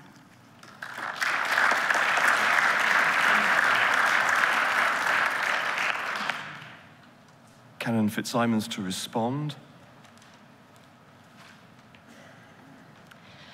Thank you, Catherine, for drawing our attention to this particular piece of work. We understand this amendment as really strengthening our motion. Thank you. Canon Fitzsimons has indicated that she supports the amendment at item 66, so the debate can proceed.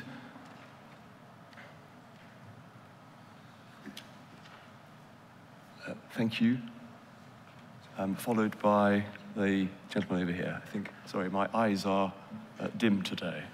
I should have gone to Specsavers. I better say other opticians are available.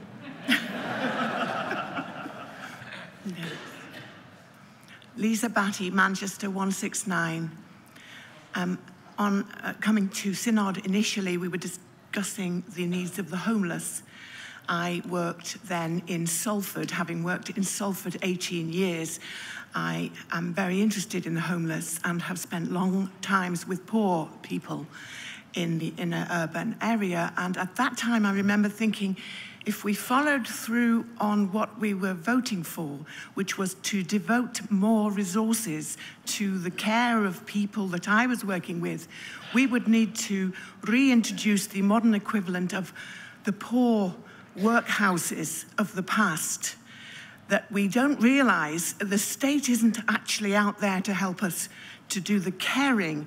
And we have reached people. I remember Daniel, a young homeless man whom we brought to baptism and worked well with for over 10 years. What he needed was somewhere to live. And though all our efforts took us to the mayor and back, there was nowhere suitable for him to live. He is still homeless.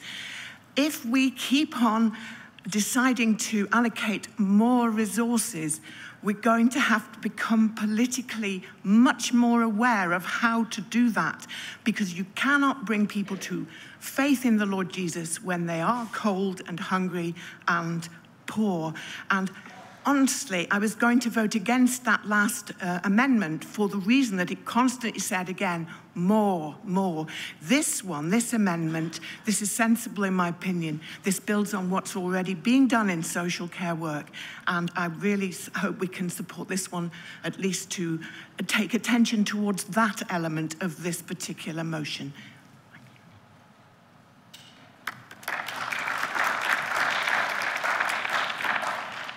Thank you, Canon Batty. After Mr. James, the Bishop of Leeds.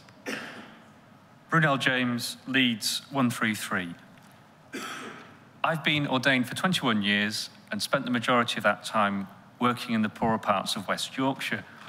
This motion asks a straightforward question which the Church needs to have constantly in mind. So without preempting the ongoing study that this debate calls for, I just want to give a straightforward answer to a straightforward question from my own experience. I think the main reason very few people come to church in the areas where I've served is simply that they're so overstretched in their lives. They're just focused on getting by, surviving, doing their work, and then recovering, and then going out the next day and doing it again. They get their kids to school, they make sure they're fed and have clean clothes, and then they get up again the next day and have it all to do again. So many people just don't have the time and the energy to engage with what the Church has to offer, to become part of our common life. But thank God, some, despite all the pressures, do find time and energy to give their focus to the Church's ministry. So I think that's the reality. Well, what are the implications for our thinking and our planning? Well, the one thing we have to do is have a realistic expectation of what success looks like in poor areas. Growth is possible, investment pays off, but we have to be clear that the more spectacular results we sometimes see in better off communities where people have more time and more energy to devote to the Church is going to be rarer in poorer areas. Our society sociologically acts like a centrifuge. It's constantly spinning out and concentrating wealthier folk into certain areas and the poor into other areas. And if you go on the Church Open Fund website and look at their parish searching tool, you can see exactly how the statistics break down. So as a church, we've got to constantly be redistributing resources in the opposite direction. We've got to work against the social current. And we must keep advocating for social justice. Why should poorer people be struggling just to get by? Why isn't the minimum wage a living wage? Why should ordinary people be so hard-pressed, stressed, and exhausted, have so little time and energy for the rich social and spiritual life that our parishes do offer? I just want to conclude with a positive story about how ministry does work effectively in poor areas, despite the fact that people just don't have the time and energy to be part of Sunday church week by week. One of my churches has space in it for 600 people, but only 30 present on a normal Sunday. But 4 times a year, Harvest, Christmas and Easter, we do a joint service with our local primary school, and the church fills up with children, staff, parents and grandparents, and we do have a brilliant act of worship that expresses the Christian identity that still is there despite everything. Thank you, Mr. James. Thank you. Bishop of Leeds, after which I shall put a motion of closure if needed. Nick Baines, Bishop of Leeds 22. I'll be very brief. This synod repeatedly asks or commits money for research or for projects, and I constantly find myself asking, well, what are you going to drop? In my early days on the synod, a couple of decades ago, everything we did seemed to have a final clause that said, and commit to the colleges and courses for inclusion in the curriculum. And I regularly used to get up and say, so what's going to go if you're going to do this? Now, this is why I'm so grateful for Catherine Pickford's amendment, because we don't need to duplicate the research. And it seems to me that what the motion is asking for is already being delivered in the Grace Project, among others, and therefore we ought to concentrate on getting the best out of that, rather than trying to duplicate it for our own sakes.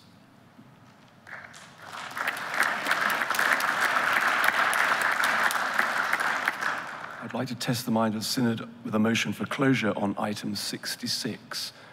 All those in favour, please show. Thank you. All those against, please show. Thank you. That's very clearly carried. So we move to a vote on the amendment at item 66. All those in favour, please show. Thank you. All those against, please show. That is very clearly carried. So our debate now moves to the main motion, item 14, as amended by items 64, 65 and 66.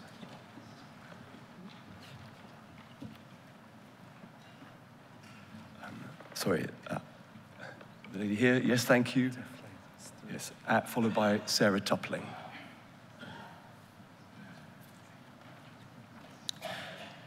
Ruth Newton, Leeds 136. I'm speaking in support of the motion. As a church, we have had to face up to a number of difficult truths. And there has been, and dare I say there is, something wrong with the culture of the church, because it alienates the very people that the church is called to stand alongside, be they young people, be AME people, victims of abuse, poorer people. And I would add those with disabilities, who are disproportionately affected by poverty.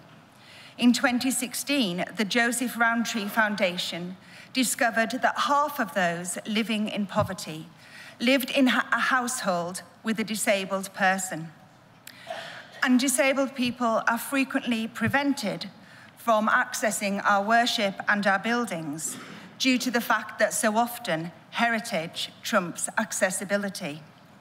I hope that as we work out how to make our buildings more environmentally friendly, we can also use it as an opportunity to make them more accessible. At this synod, we have learned how uncomfortable we are with difference, how we other people, how our welcome only extends as far as people are prepared to become like us, and how often we fail to check our privilege. Far too often we're patronising. We think that we know best, and we fail to listen properly. But on Tuesday, we heard the pastoral principles restated. It seems that although they arose from the context of our discussions about sexuality, They have a far wider pertinence across many of the debates that this group of session has had, including this one. History has shown that words, studies, and reports don't always make the difference hoped for, but without them, we are speaking and acting from ignorance. Inaction isn't an option, and we do seem to have a will for culture change. Dare I suggest that in the pastoral principles, we already have at least one tool to enable us. So as we seek to engage with all of our most disadvantaged communities, and maybe even in all our encounters, can I encourage you to take the pastoral principles seriously? Thank you.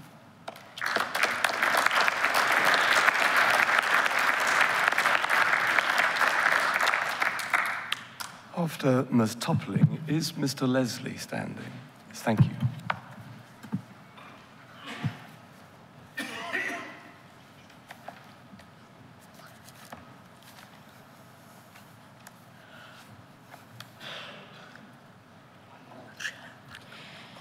Thank you, Chair, for calling me. Sarah Toppling, number 471, a representative of Deaf Anglicans Together. I've got a number of points and I will try to be brief. Listening to the debate so far, there's a few things that have struck me. Particularly this word, disadvantaged. I think that wording is interesting, and I already see some nods around the chamber. It's interesting to think who we classify as disadvantaged. Could deaf people be involved? People with other disabilities? BAME people? So that's one thing I would just like us to consider as part of this debate. Secondly, Dr. Jason Roach, in his amendments, which I fully support, mentioned a number of points which I'd just like to bring again to Synod. Who is in our research, who is representative in our research, and who we deliver that to is important. We've talked a lot this week about people representing others and who it is that as a synod we represent. And I think that category of representation is important in how we consider this motion too. The other thing is about what's just been mentioned about speaking about those who are poor. And those who are deaf and who have other disabilities, for example, who are blind, but I particularly want to speak to those who are deaf, are much more likely to be on benefits that have been cut recently. So that means that their income is reduced. And that also means that in our employment, maybe deaf people have access to employment, but achieving employment at a higher level is much more difficult. So that, again, affects their disadvantage and their quality of life.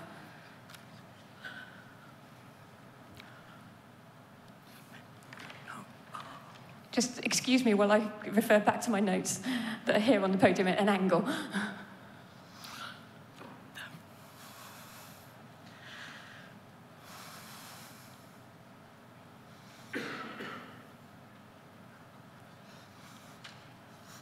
Also,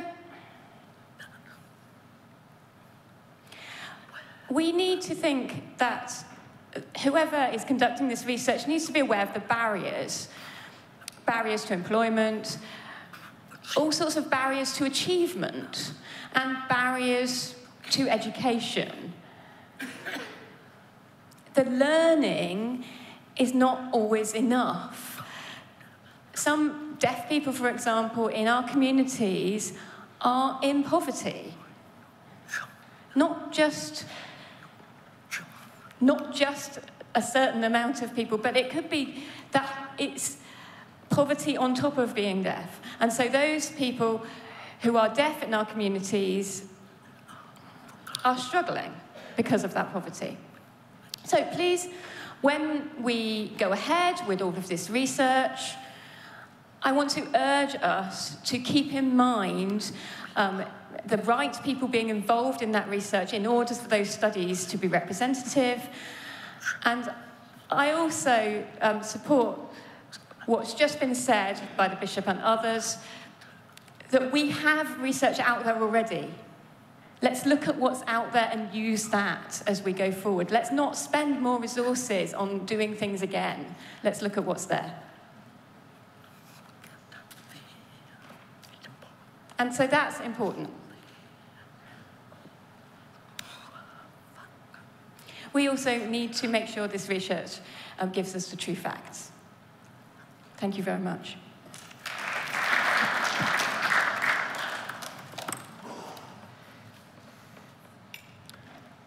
After Mr. Leslie, the Bishop of Blackburn. Sorry, the Bishop of Burnley. Chair, Keith Leslie, 404 Salisbury.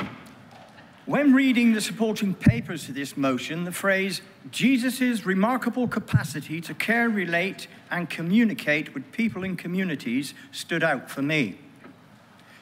I do not have the time to talk to all in such a powerful statement, so I shall limit myself to communicate. We all know the phrase, in thought, words, and deeds. It's how we communicate.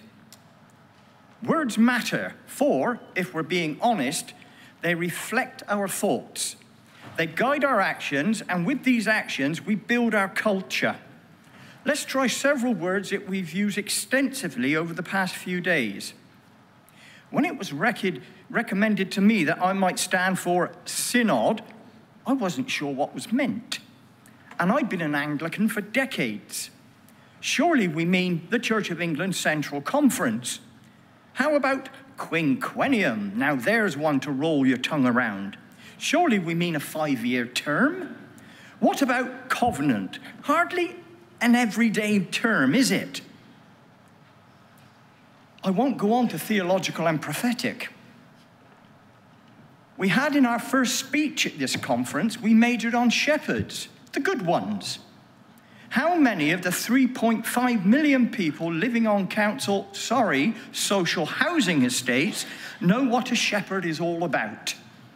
Unless they've been to a city centre farm, it's unlikely that some might not have even seen a sheep. If they're lucky, shepherds are what mum puts in pies. I know, this is here, and well, estates, well, that's where they live, and we talk differently to them, don't we? But do we? Do we? I know there are honourable exceptions to this, and I fully acknowledge them and been listening to you. Words are how we are reported, and the 3.5 million people, if they happen across them and they haven't got a clue what we're talking about, their indifference towards us grows and they will just not come to God. Poverty can often be equated to a lack of education, but that doesn't mean they're thick or of low intelligence. I'm a street pastor with 10 years experience, and many of the times they come up and thank us for being on their patch. We help them in their needs. You're always here for us, and the one that I listen out for, you're the God people, aren't you? And that's our in. If we're going to do anything in this area, we have to be consistent, and we have to plan for longevity. We have to be around and around and around. We have to be there, listening and acting for them to try and reach those latent saints. Thank you.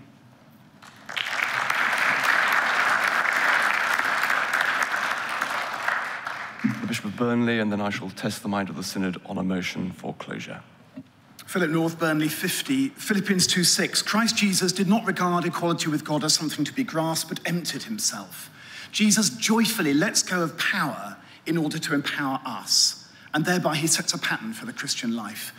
It's always good when Synod considers this kind of motion, but in some ways I wish we didn't. It's very easy to vote for it, but do we understand? Are we willing to take the consequences? Because to be a church of the poor means the joyful relinquishing of power.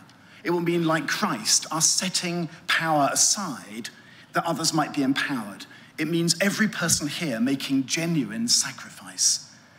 Because being a church of the poor is what this motion implies. Not just getting our message across a bit better, not just a few patronising nods in the direction of the socially excluded, not just hoping a few drops of living water will trickle down from well-resourced churches. No, to achieve what it asks for requires a revolution in our common life.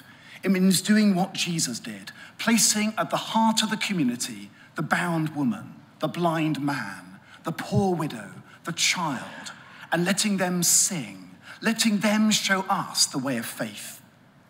But are we really ready to let go of power in order to empower others? Are we ready for the sacrifices that a church of the poor will entail? It will mean placing our best leaders in our urban communities. It will mean redeploying resource in richer areas to poorer, reversing, for example, the deployment trend, which means that Oxford now has 4 times more stipendiary clergy than Blackpool, because that's the wrong way round. It will mean well-endowed dioceses modelling gospel generosity and reversing that profound injustice in our common life. It will mean stopping those processes whereby 40% of church building closures are in the 10% most deprived communities. It will mean returning to the estates we've abandoned. It will mean daring to take risks with leaders whose backgrounds and life experiences differ from our own. It will mean a changed evangelistic approach, relinquishing our lazy presumption that we know the good news and those people over there do not, and so going to areas of deprivation as beggars seeking bread, finding in company the Christ who's present in the hungry and forgotten. And maybe it'll mean more. Maybe we're now genuinely being called to be a church of the poor, to give up the grandeur and trappings we're so used to, buildings like this, gatherings like this, big houses, inherited wealth, everything maybe, except Jesus. Maybe the call of the church in the 21st century is to sit in the dust. Who knows? But that's what this motion calls us to consider. We've seen again and again this week how distasteful a powerful church has become. The church that excluded the Windrush generation, that unvoices the abused, that prices the poor out of the ministry of the church. The invitation behind this motion is to be church differently, to give it away, to be church of the poor and for the poor. Church for the rich is for the rich only. A church for the poor will be church for everybody. A vote is one thing, a changed life is another.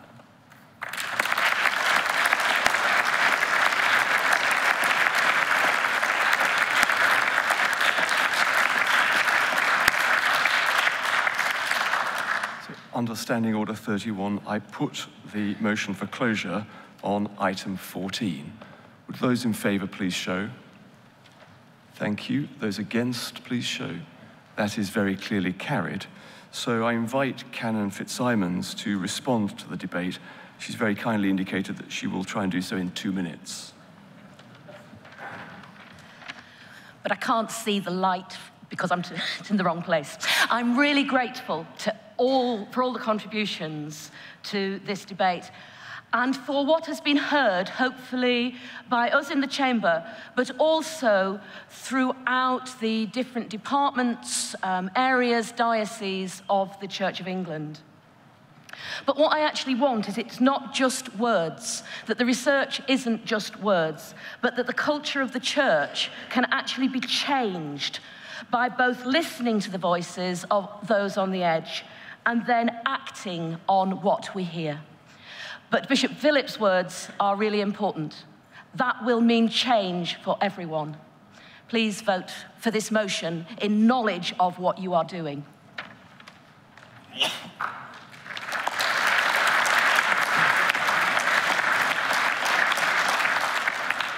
Thank you, Canon Fitzsimons. Admirably succinct.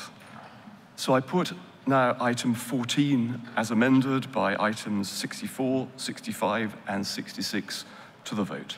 All those in favour, please show. Thank you. All those against, please show. That is very clearly carried. Thank you. I'm sorry that it wasn't possible to call the very many people who had indicated a wish to speak in this debate. That concludes this item of business.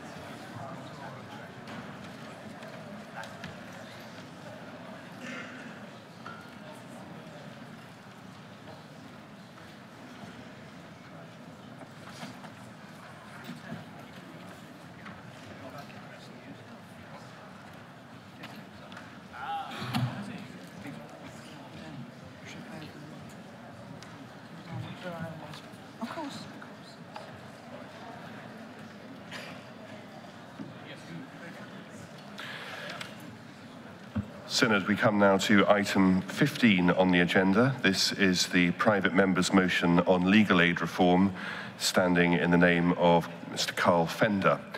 Synod members will want to refer to GS 2163A and 2163B. Time is unfortunately short for this debate, and so I'll give notice now that after the mover of the motion has spoken, the speech limit will be 3 minutes. So I now invite Mr. Fender to speak to the motion standing in his name, and you have up to 10 minutes.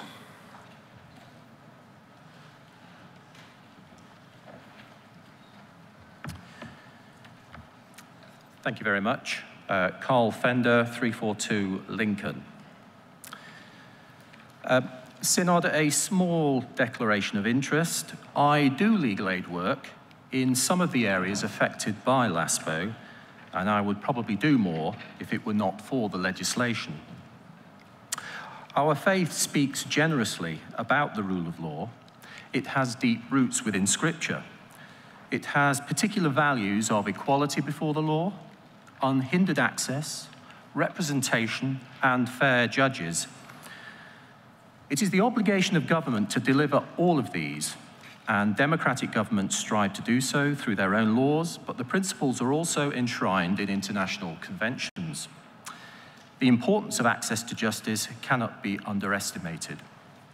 Access to justice is fundamental to the rule of law because without it, the rule of law can be nothing more than a concept, an ideal. If access to justice is absent, legal rights cannot be exercised and legal obligations cannot be enforced. Nor can public or private bodies be challenged through the courts or individuals brought to account. Access to justice is essential to a humane, just, and civilized society. It should be a priority for the Church. 3 short examples of stories given to Amnesty International. First, a mother facing legal proceedings regarding her child, unclear about her options, feeling intimidated by an alien process, anxious and concerned with the consequential risk that her child's voice and interests may not be heard clearly. Second, a man from an African country with refugee status in the UK, trying to secure reunification with his wife, children, and a niece by bringing them here to the UK, but struggling to navigate a complex legal process. Third, a man facing eviction, but ineligible for legal aid at a much earlier stage, and where earlier intervention could have avoided the stress and anxiety and the risk of being made homeless. These are just a few representative examples of many situations being encountered across the country, and why seeking a retrieval of legal aid provision should be an imperative for us. GS 2163A sets out in some detail the legal aid provision of the regimes before and after LASPO. Large groups of formerly eligible people now find themselves in a permanent eclipse. Most parents of children, workers, those in receipt of benefits, and those with immigration problems. The parameters of its spotlight are greatly diminished. Those affected by benefits changes face the double whammy of no legal aid to challenge the benefits agency. Those most in need also face additional challenges: disability, literacy or numeracy problems, language barriers. The emotional toll will be obvious. I could have liberally sprinkled this speech with many a quote from Scripture, but the only one I would ask us to reflect on is from a recent sermon I heard based on Mark 6. To recap, after John the Baptist's death, Jesus went by boat to a quiet place across the lake. The crowds followed him. It was Jesus' dialogue with his disciples in verse 36, before he fed the 5,000, that is an important lesson for us here. It was the disciples' advice to Jesus to send the crowds away to the towns and villages to buy food for themselves. But Christ had compassion on the crowds because they mattered. People matter. People mattered when the 1949 Act was passed. Recall the words I cited in GS 2163A. The white paper preceding that legislation said the aim was to in quotes, provide legal advice for those of slender means and resources so that no one would be financially unable to prosecute a just and reasonable claim or defend a legal right. True, the government made savings through LASPO, but once we reach the post-austerity era, if we have not already, we may, or perhaps will, not see the money come back. The passage of time allows changes caused by austerity to become the new norm. And that should be a concern for us. Lingering beneath the LASPO regime is a theory of self-interest that increasingly makes the individual, in whatever circumstances they find themselves, the economic determiner and the beginning and end of any legal redress. A consequence of that is to convert public concern about legal support to one of private endeavour. It engineers a gradual change over time, turning away from those less deserving than ourselves, turning away from reality, from the question of who or what we really are today as a people, the values we share, and the nation we want to be in the future. We should avoid the mindset adopted by the disciples in this matter. I have written about an emerging two-tier system, and we should take steps by passing this motion to call for a reversal of that trend. A system which increasingly places a value on private resources risks seeing the consolidation of that inequality. In my paper, I have set out in some detail the current state of legal aid restrictions and those groups in our communities affected by them. The reports cited in the motion were inspired by the first signs of when the effects of LASPO started to be seen. There has been research since then by the Equality and Human Rights Commission and the UN in 2018. Very helpfully, our Secretary General identified other areas of research done during 2019 in his own background paper. The debate will continue to move, and many groups await the next response of government at the end of this year, perhaps. But it is my view that any changes will only nibble at the edges. A more recent softening of the means testing regime is favourable to those in scope only. One needs to be cautious about savings statistics as well. Are the savings referable only to what I am talking about, or do they relate to court closures or criminal legal aid, matters which I am not addressing here? In the concluding paragraphs of my paper, I spoke about that upside-down world of inequity. I hope my address and the contents of my paper have persuaded you to support this motion. I beg to move the motion standing in my name.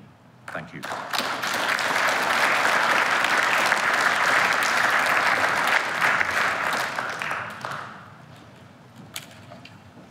Item 15 is open for debate. Is the Reverend Fiona Gibson standing to make a maiden speech, please, followed by the Dean of the Arches?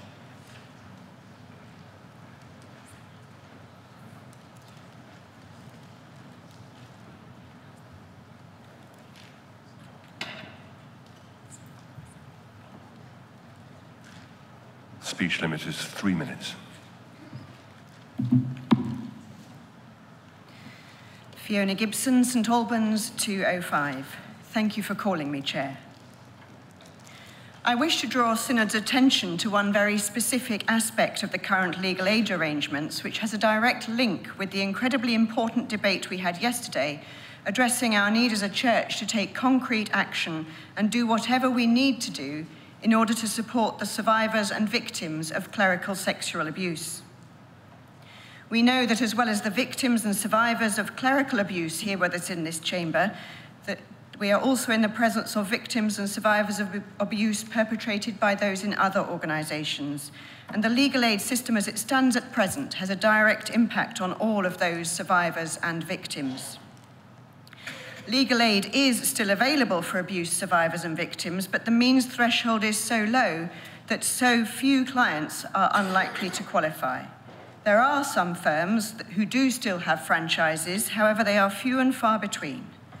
One solicitor I know well, who is an expert in this field and lost their legal aid franchise some years ago, can think of fewer than 5 solicitors' firms nationwide who still have legal aid franchises. Survivors or victims must therefore rely on solicitors who are willing to take their cases on a no-win, no-fee basis. If they are successful, the client pays a success fee, which is capped at 25% of their damages.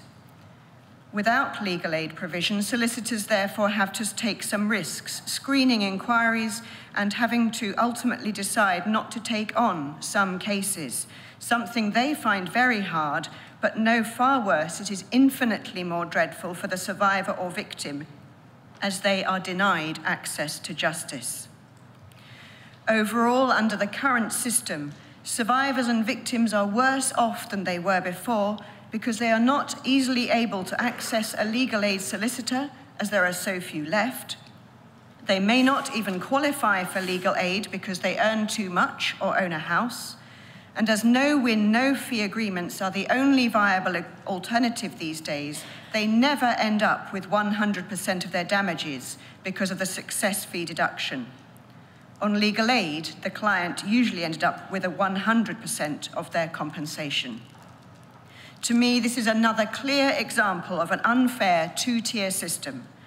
Just as we showed yesterday that we rightly wish to end the deep wrong of funeral poverty, surely we also wish to end the deep wrong of justice poverty. I urge Synod to support this motion. Thank you.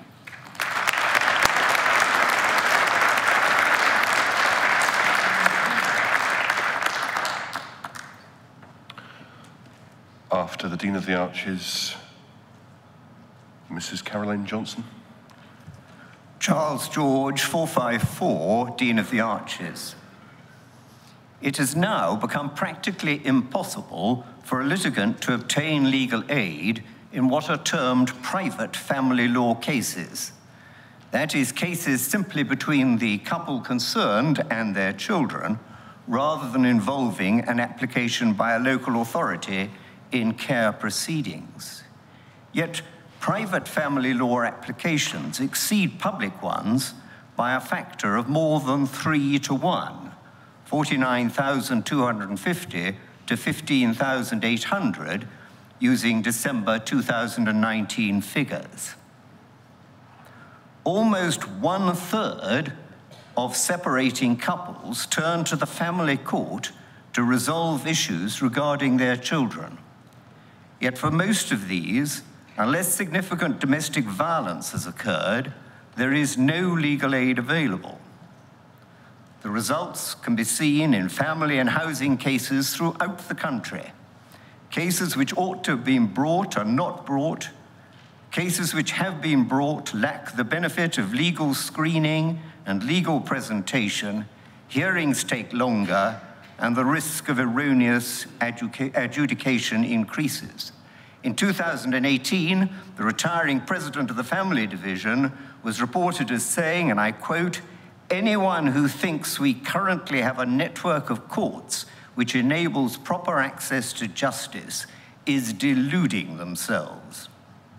So we all know there's a problem, but why is nothing done about it? There are, I suggest, 2 reasons. First, the alleged need to keep reducing public expenditure, along with erroneous comparisons with expenditure in other countries with entirely different judicial systems, and snide comments about lawyers getting rich on legal aid when no solicitor with an eye to his or her pocket would dream of handling legal aid cases.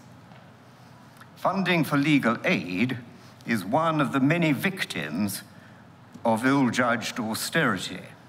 The second reason, perhaps, is lack of continuity in public office of cabinet ministers with oversight over legal aid. Just consider the number of Lord Chancellors we've had in the last 7 years. Grayling, Gove, Truss, Liddington, Gawke, and now Buckland. Almost 1 Lord Chancellor a year. Now, some of them, able individuals, I use the word some deliberately, but some who did begin to understand the problems, not merely of legal aid, but also of our prison and probation services, but none with time to bring about significant improvements. So I support this motion.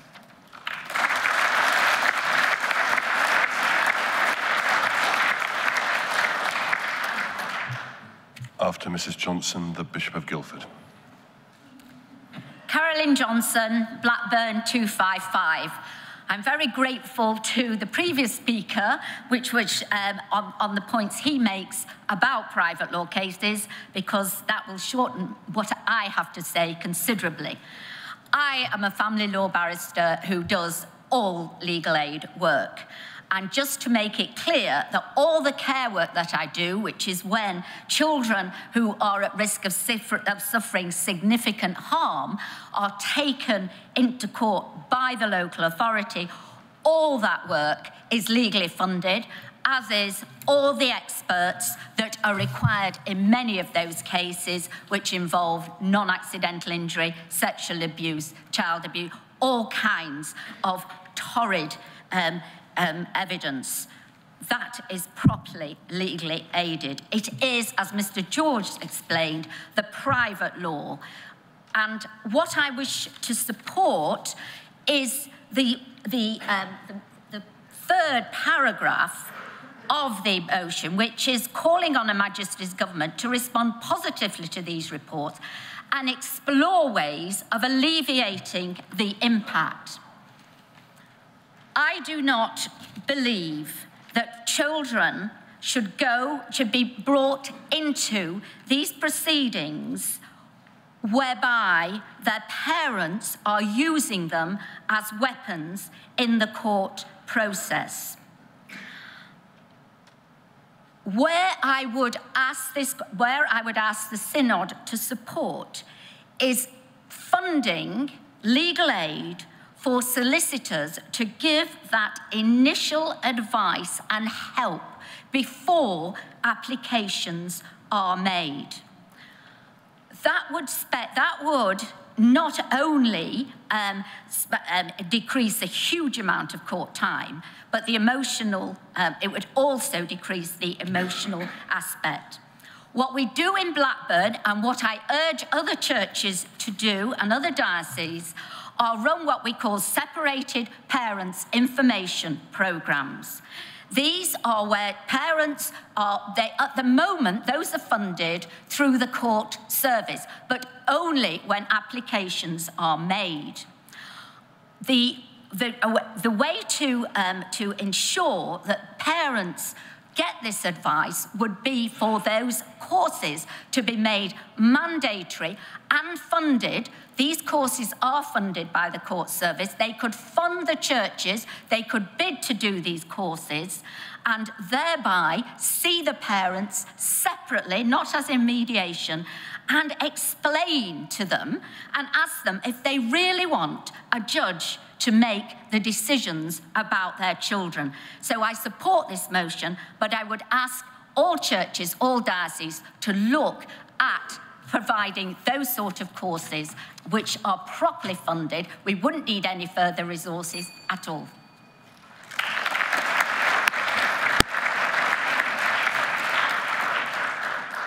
After the Bishop of Guildford, Stephen Hoffmeyer. Andrew Watson, Guildford 20. Chair, thank you very much for calling me. 6 years ago this month, a gifted young boy called Zain Bangbola died from gas poisoning during a serious flooding incident in Chertsey, Surrey. Teams have been sent to the area from HAZMAT, the specialist fire brigade unit dealing with hazardous materials, and from Porton Down, and readings were taken which showed there were levels of hydrogen cyanide present in the house, a highly toxic gas used during the Holocaust, which had been washed down from a flooded landfill site nearby.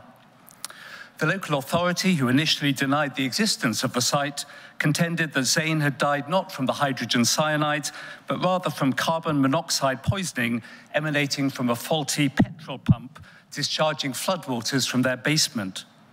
So leaving Zain's parents not only grief-stricken, but also feeling that the blame was somehow being shifted onto them for their son's death. Yesterday morning, I attended an event in the House of Lords commemorating Zain's life, at which his parents spoke passionately about the need for an independent panel inquiry, a cause for which they've gained the support of 50 MPs in an early day motion and 104,000 signatories to their Truth About Zain petition. The biggest issue here in relation to this debate is not the question of which gas poisoned Zane and incidentally permanently confined his father to a wheelchair. It's rather what Andy Burnham described in yesterday's event as the scandalous lack of parity at inquests when local authorities are involved. Grieving parents having to borrow and beg for legal representation, literally rattling tins on the streets, as Kai and Nicole, Zane's parents, have done, or raising money through crowdfunding, while the authorities are paying through the nose very often for highly top-quality QCs. In the end, money talks, and it's only the extraordinary tenacity of Zane's parents, metaphorically banging on the door of the unjust judge in Jesus' parable, that has got them thus far. And even now, that's not nearly far enough, as the original verdict remains uninvestigated and unchallenged. Present at yesterday's event were also representatives of the Hillsborough families and of the Birmingham 21, who have equally been refused legal aid over the years. A terrible indictment of a system which, in situations such as these, gives no justice for ordinary people. Zane's case and that of others in similar circumstances isn't directly covered in today's helpful paper from Mr. Fender. And I want to add to his mention of Frank Field's private member's bill, the so-called Public Accountability Bill, introduced by Andy Burnham before taking up his role as Mayor of Greater Manchester. A piece of legislation which sought to deal with the inequities of legal funding surrounding inquests such as Zane's. I wholeheartedly support this motion and would encourage us all to do so, and encourage my friends in the House of Lords to revisit Andy Burnham's bill so the grieving parents don't have to devote great chunks of their lives establishing the truth about the death of their loved ones. Thank you very much.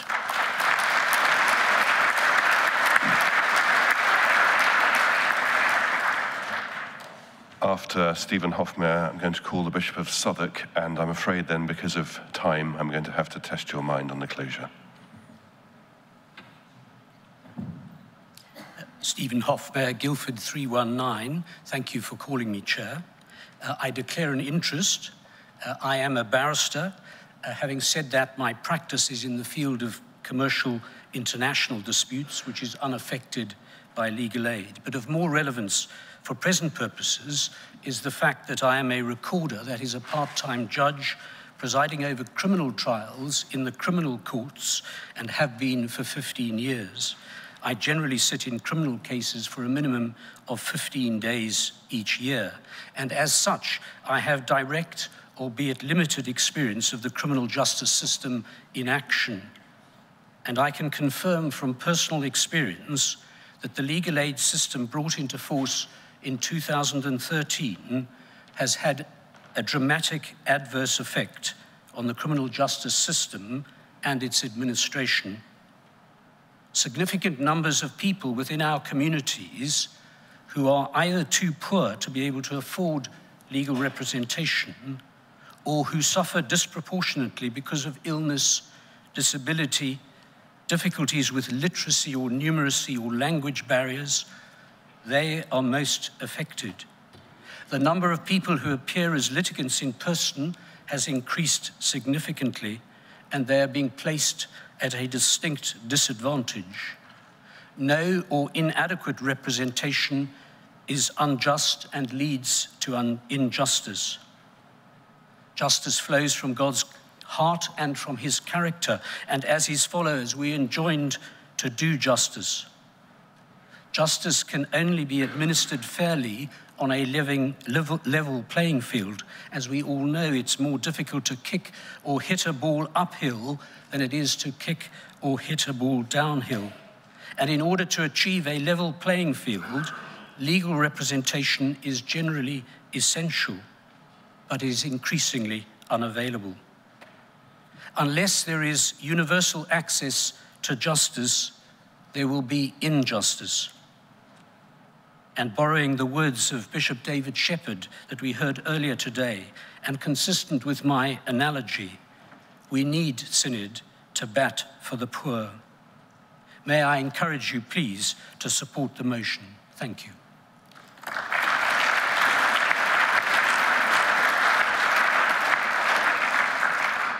Thank you. The Bishop of Southwark. Chair, I'm grateful for the motion in the name of Carl Fender, which I urge members, as others have, to support. I have a few brief points. One is to recognise where the cuts came from. Second is, as we have already acknowledged, the impact. The third, to urge a remedy. In the year 2009-2010, legal aid provision was running at about $2 billion, making our system one of the most expensive in the world. Not surprisingly, there were cases where significant amounts of money were paid out in instances where some felt there was little merit. But then systems will do that on occasion, and the wider value of legal aid was being lost from sight. The impact of the very significant restructuring of legal aid was severe and has had very detrimental consequences across the land, not least in communities like South London, where there are significant pockets of deprivation. I was struck at the end of last year by the comments of the then President of the Supreme Court, Baroness Hale. She spoke of the enormous difficulties the cuts have had for cases that come before the family courts, mentioned also by the Dean of the Arches and others. On top of the trauma of family breakdown, individuals have to navigate whether they have the financial resources to access legal help. As Lady Hale put it, it's unreasonable to expect a husband and wife or mother and father who are in crisis in their personal relationship to make their own arrangements without help. And indeed, as Lady Hale pointed out, additional resources available at an early stage can prevent the need for a court hearing. There are further reports of one or other parent giving up on a custody dispute because of lack of finance. The withdrawal of legal aid in immigration cases affects an area where the legislation alone runs to 1,200 pages. There is a case then for a new consensus on legal aid, one that goes beyond the government's current review. It is a pressing need, not only as a well-known maxim pertinent, justice delayed is justice denied, but justice impeded by economic deprivation is in reality injustice. Current provision distances justice from ordinary people. So I hope that this debate and motion make their contribution in the need for a new consensus. Thank you.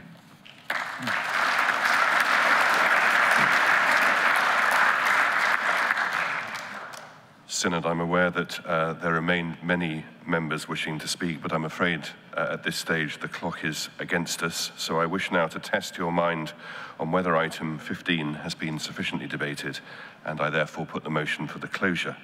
Those in favour, please show. Those against. That is carried. Thank you. I therefore invite Carl Fender to reply to the debate. You have up to 5 minutes. Well, thank you very much for your contributions. Can I, before I pick out particular points from the speakers who spoke to this motion, can I just thank those who signed the list to get this on the agenda, and also the warm encouragement I've had from members of Synod in this group of sessions prior to this debate. I'm going to start with the last speaker, Bishop Christopher, because one of the points that was made was about consensus. The one thing that I think stands out from all the research I did in my paper and arguments that the government makes against a more generous provision for legal aid is the fact that they are unwilling to have a genuine debate about where the state should meet its citizens on this issue. We could debate issues about savings, about alternative types of provision, for instance, mediation. That's one of the things that the government has tried to put in place as an alternative to the provision that we had before 2013. But I think what's being avoided here is a genuine debate about what the provision should look like. And for a long time, for perhaps 60 of the 70 years that we've had legal aid, since 1949, nobody really questioned the level of provision, and then we've had this change since 2013. I'm extremely grateful to my sisters and brothers-in-law who spoke to this debate. Fiona Gibson, you spoke very movingly about the two-tier system that exists, and also about the advice deserts that are being encountered more and more, and that's something that I wrote about in my paper. To the Dean of the Arches, thank you very much, and to Carolyn Johnson as well. The point that you made there, I think that I would pick out, is that there are dedicated people doing legal aid work. Carolyn, you are one of them. But if you saw the Newsnight debate covering the Windrush deportation earlier in the year, one of the people speaking to that issue on Newsnight on Monday evening was somebody working in the third sector. And I think that increasingly that's what's being encountered. So people who are no longer able to find a solicitor are falling back on third sector providers, charities, volunteers.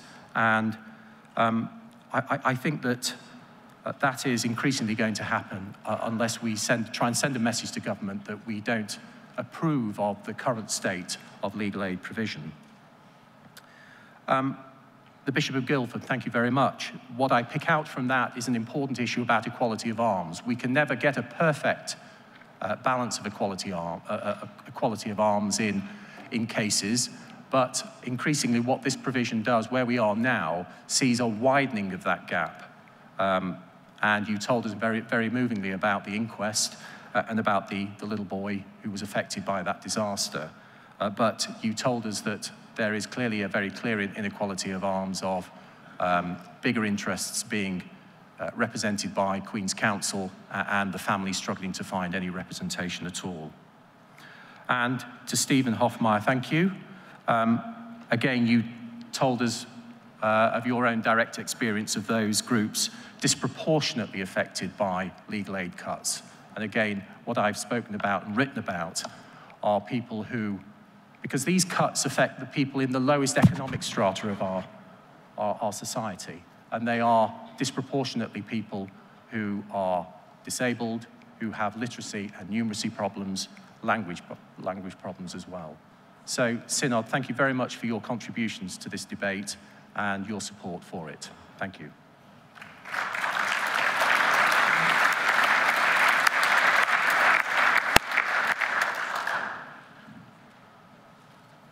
Synod, I now put item 15 to the vote. Point of order.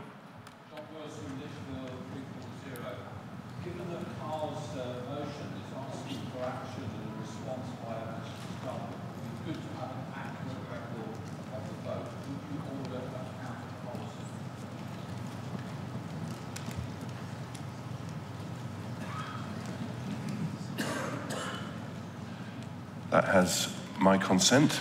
We will move to account of the whole synod.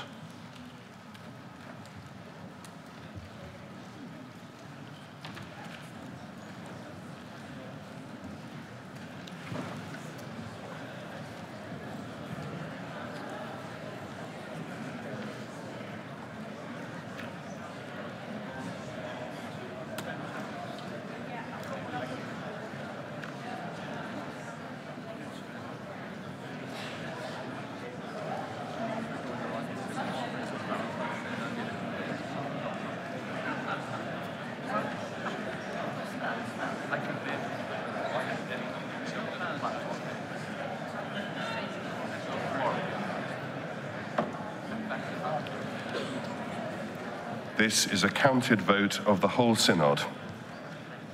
Those in favour should press 1, those against should press 2, and those who wish to record an abstention should press 3.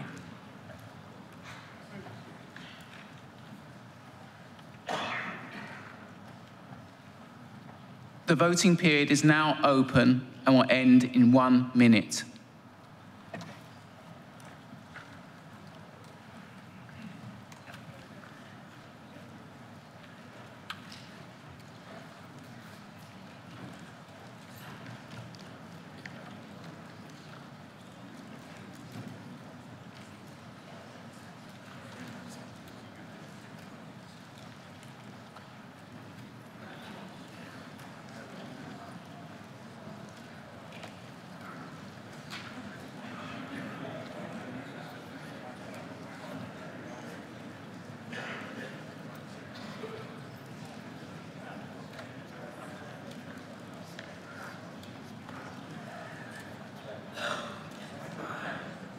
The voting period will end in 15 seconds.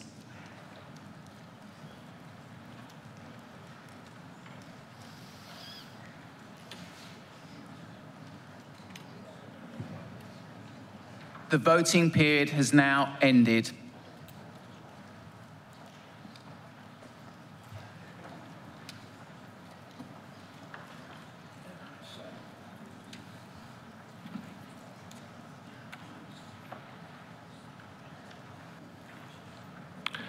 There voted in favour 218, against none, recorded abstentions 1. That is therefore carried. Thank you very much, Synod. That concludes this item.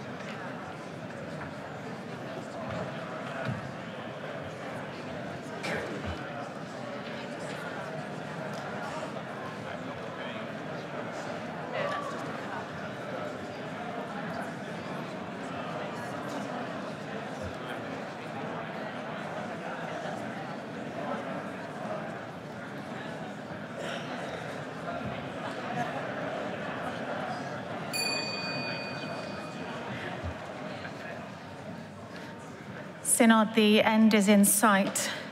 We now reach item 16, farewells. And so I invite Dr. Jamie Harrison to deliver farewell for Chris Palmer.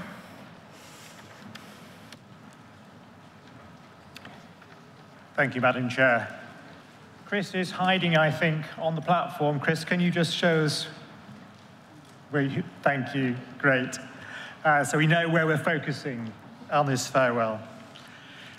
Chris Palmer. Chris joined the corporation of what we have to call the Church House, formerly, in July 2010. So when he leaves in the summer, he will have been the secretary of the corporation for 10 years, almost exactly to the day. Joining the corporation was something of a step change for Chris, having served for 33 years in the Royal Navy, ending his service as Commodore of the Fleet Air Arm at Yeovilton. His service days soon percolated into his time at Church House. And it wasn't long before he was ensuring that all matters were shipshape and Bristol fashion, with requests for extra cleaning duties to ensure that all the brass met with his high standards. With firm leadership and a tight grip on the helm as secretary of the corporation, Chris has overseen, as I think we all would agree, a significant investment of the corporation's charitable funds for improving Church House while maintaining its financial security. This business acumen has enabled the corporation to complete a programme of improvements to the common areas and the facilities at Church House for the benefit of staff and visitors alike. These improvements have included renewing the lifts, new shower facilities, upgrades to reception areas, and installation of more energy-efficient boilers. When not fulfilling his duties at the corporation, Chris assists with royal duties at Buckingham Palace. As one of the royal stewards, he meets and greets dignitaries at prestigious national events and puts people at ease when they arrive at the palace to receive their gong. Chris leaves with the corporation in fine health.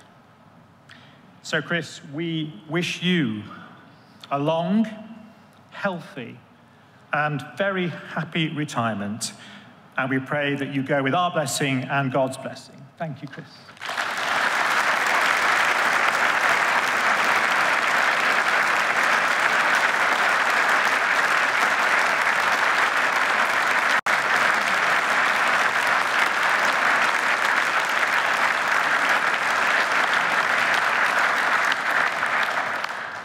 I now invite Loretta Minghella to deliver a farewell for the Right Honourable Dame Caroline Spellman. Thank you. Thank you, Chair. Loretta Minghella, ex officio 457. Synod, it's my absolute pleasure to have been asked to give the farewell tribute to Dame Caroline Spellman until the election, our second Church Estates Commissioner. Dame Caroline is unable to be with us in person today, but is watching our proceedings from Birmingham. Good afternoon and a big wave from us all. Synod, Caroline is a woman of extraordinary gifts who has been breaking down barriers all her life.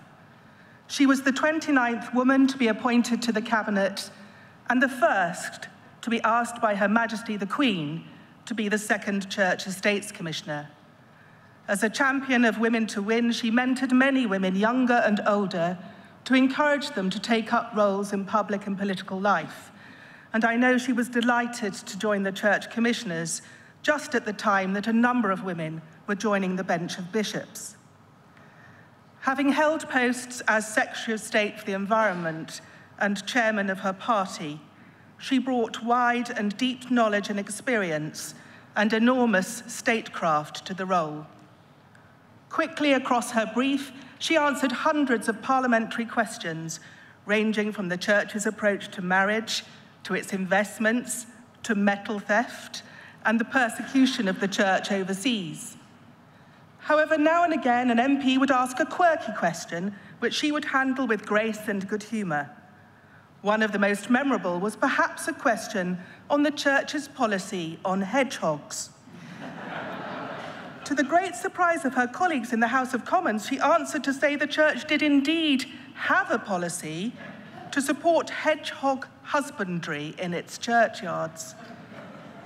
Of course, Caroline, you would often remind us how much you depended in your role on Simon Stanley, your church political advisor, and to watch you work so closely and so effectively with him was a joy to behold.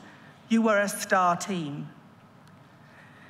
In the 4 years she held the office, and alongside a busy role as a constituency MP, Caroline went into bat for the Church on a number of occasions with the government, over supplementary schools, the apprenticeship levy, funding for church buildings, freedom of religion and belief, immigration controls, to name a few, working closely with the Lord Spiritual to support and amend legislation and hold the space for faith in the public square.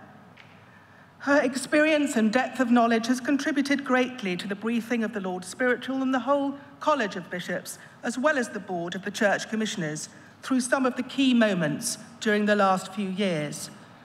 But she also gave time to the wider Church, visiting parishes, projects, and even taking a parliamentary delegation to Jerusalem and the West Bank to understand the experience and perspectives of Christians living there.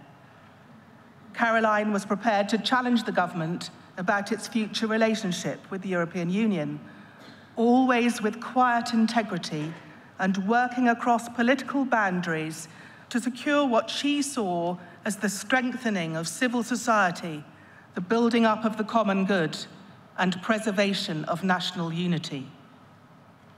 Caroline has in many ways modelled a sacrificial life of public service. Her work in recent years came at a great personal cost, and she has written publicly and movingly about the frequent threats made against her life and those closest to her, and the impact on her and all of them. She persisted in speaking truth to power despite these threats, right up to her last day as a Member of Parliament. Her courage and determination have been truly inspirational. Caroline, I want to finish with a personal word from the third Commissioner, Dr. Eve Poole, and myself. Over the last 2 years, for the first time, and I hope not the last, the Church has had 3 women in the Church Estates Commissioner roles.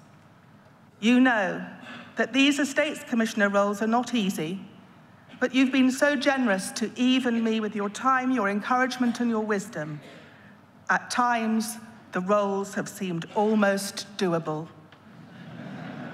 We became, in your words, the three musketeers, all for one, all for the one, Jesus Christ.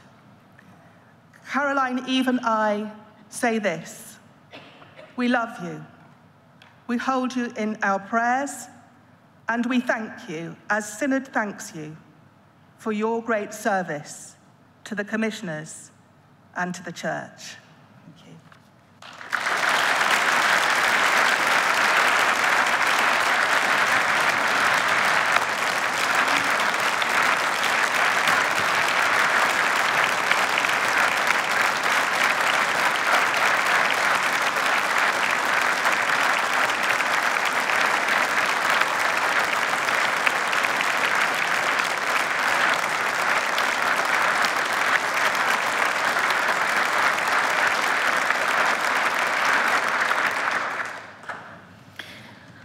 I now invite the Archbishop of Canterbury to deliver a farewell, well, two farewells, beginning with Charles George. Thank you.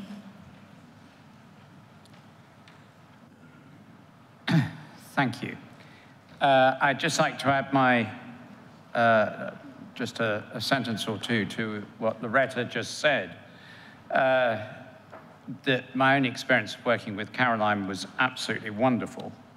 And my own experience of watching her work during the period of difficulty in politics over the last couple of years, working across political boundaries, demonstrated her Christian commitment to reconciliation, her political courage, and her steadfast desire to see the right thing done.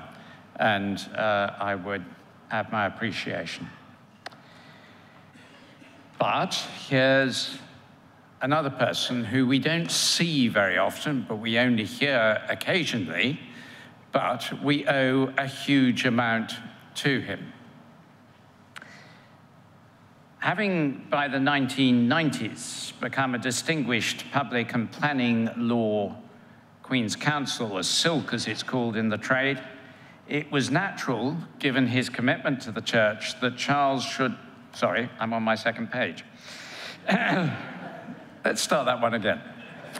When the Human Rights Act was passed in 1998, I do not think anyone would have guessed that the first appeal under the Act to reach the House of Lords, in those days still an appeal court, in fact, what is now called the Supreme Court, would be concerned with the ancient obligation of a lay rector to repair the chancel of the parish church, arising, funnily enough, from a parish very close to my own. The appeal reached the House of Lords in 2004, and leading counsel for the appellant was Charles George, Queen's Counsel. I'm glad to say he succeeded in persuading their lordships that a PCC is not a public authority for the purpose of the Human Rights Act, and that the Court of Appeal had been wrong to decide otherwise. As Lord Nichols said in his speech, the Court of Appeal's decision had wide financial implications for the Church of England, going far beyond the outcome of the particular case. Had the final appeal to the House of Lords gone the other way, not only would PCCs have been bogged down through having to take all their decisions in the light of legislation that even governments find hard to apply, PCCs would have lost all protection of the Human Rights Act themselves, including in relation to religious freedom. So we dodged a bullet there.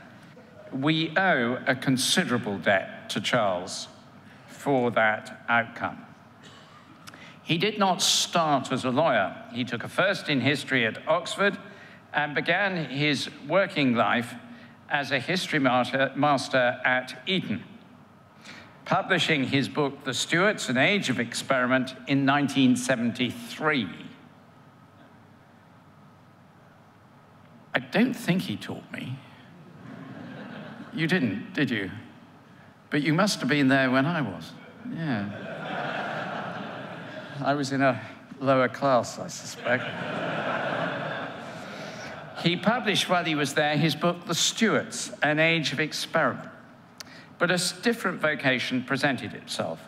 Ever since he had read Agatha Christie's Sparkling Cyanide, the bar had seemed interesting. And he was called by the Inner Temple in 1974.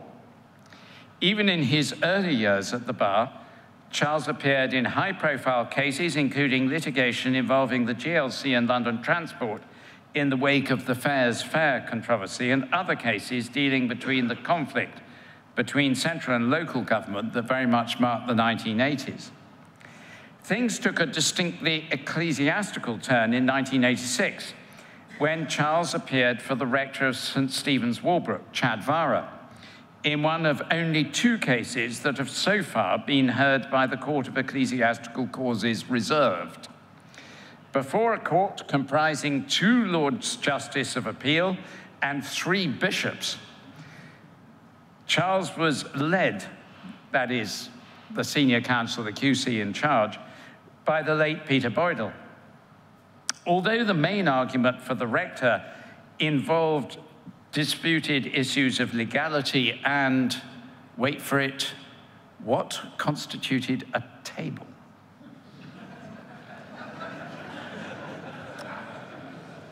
And these intricate arguments were advanced by Boydell. The law report notes that George, following, referred to Luke 22, verse 14, and John 13, verse 28. Between them, they persuaded the court that an altar, or holy table, was no longer illegal merely because it was not movable or because it was made of stone, and that Henry Moore's 10-ton cylindrical piece of marble could remain in the church where it is to this day, not surprisingly.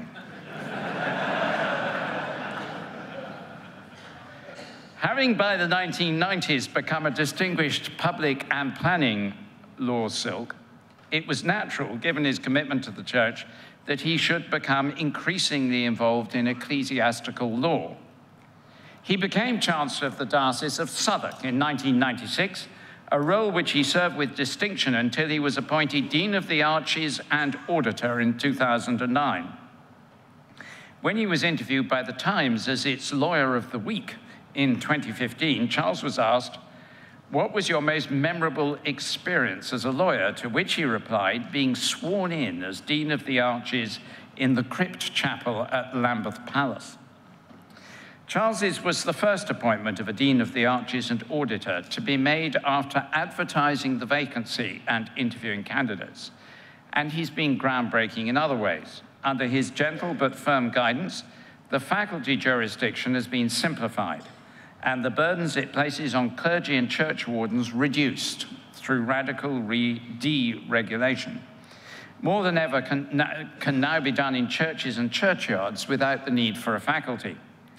It is thanks to the trouble Charles has taken that both church people and those concerned with the national heritage have confidence in a system which allows the church to control what changes can be made within its own buildings. This is a privilege we cannot take for granted, but under Charles's guiding hand, the ecclesiastical exemption is as firmly fixed as it has ever been. In addition to his practice at the bar, he served as a recorder and as a deputy High Court judge, and he has made a distinguished contribution to the work of this synod and its committees. His interventions in debate have always been judicious and persuasive. His contribution to legislative reform, including as the first chair of the committee responsible for scrutinizing legislative reform orders, has been much appreciated. His support for younger members of the legal profession seeking to venture into the areas of ecclesiastical law will be remembered, as will his support for modernizing ways of working and the development of professional training for ecclesiastical judges. He also throws a very mean party at the faculty office, which is one of the highlights of the year. That's not in my text. Above all, many of us will miss him as a wise counsellor. I'm sure the Synod will join with me in wishing him a happy and well-earned retirement with Termina and the rest of his family.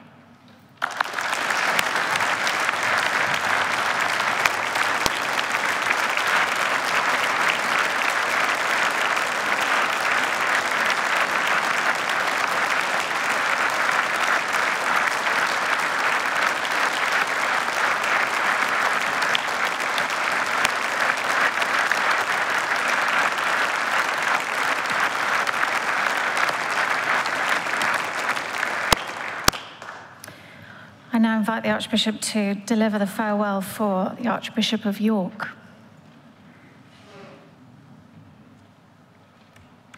It is only right that the final words from me today, apart from prorogation and blessing, in considering saying farewell and thank you to people, is for Archbishop John Tucker Mugabe Sentamu. Sadly, he is not with us in person, nor could we manage to get him to appear on a big screen electronically all the way from Fiji, or wherever he is at the moment. He has gone to visit parts of the world which are suffering the effects of climate change right now. He has gone typically to respond to an invite for him to go and preach and be alongside those who are suffering, a pattern of his life throughout his ministry. So I'm talking about him without him being here. He won't like it. But then I am reminded of the words of the prophet Ezekiel, "We are a rebellious house." Words, remember, which were the title of a report written about us by a partner in mission report to the Church of England, which Sentamu himself quoted in his 2018 presidential address.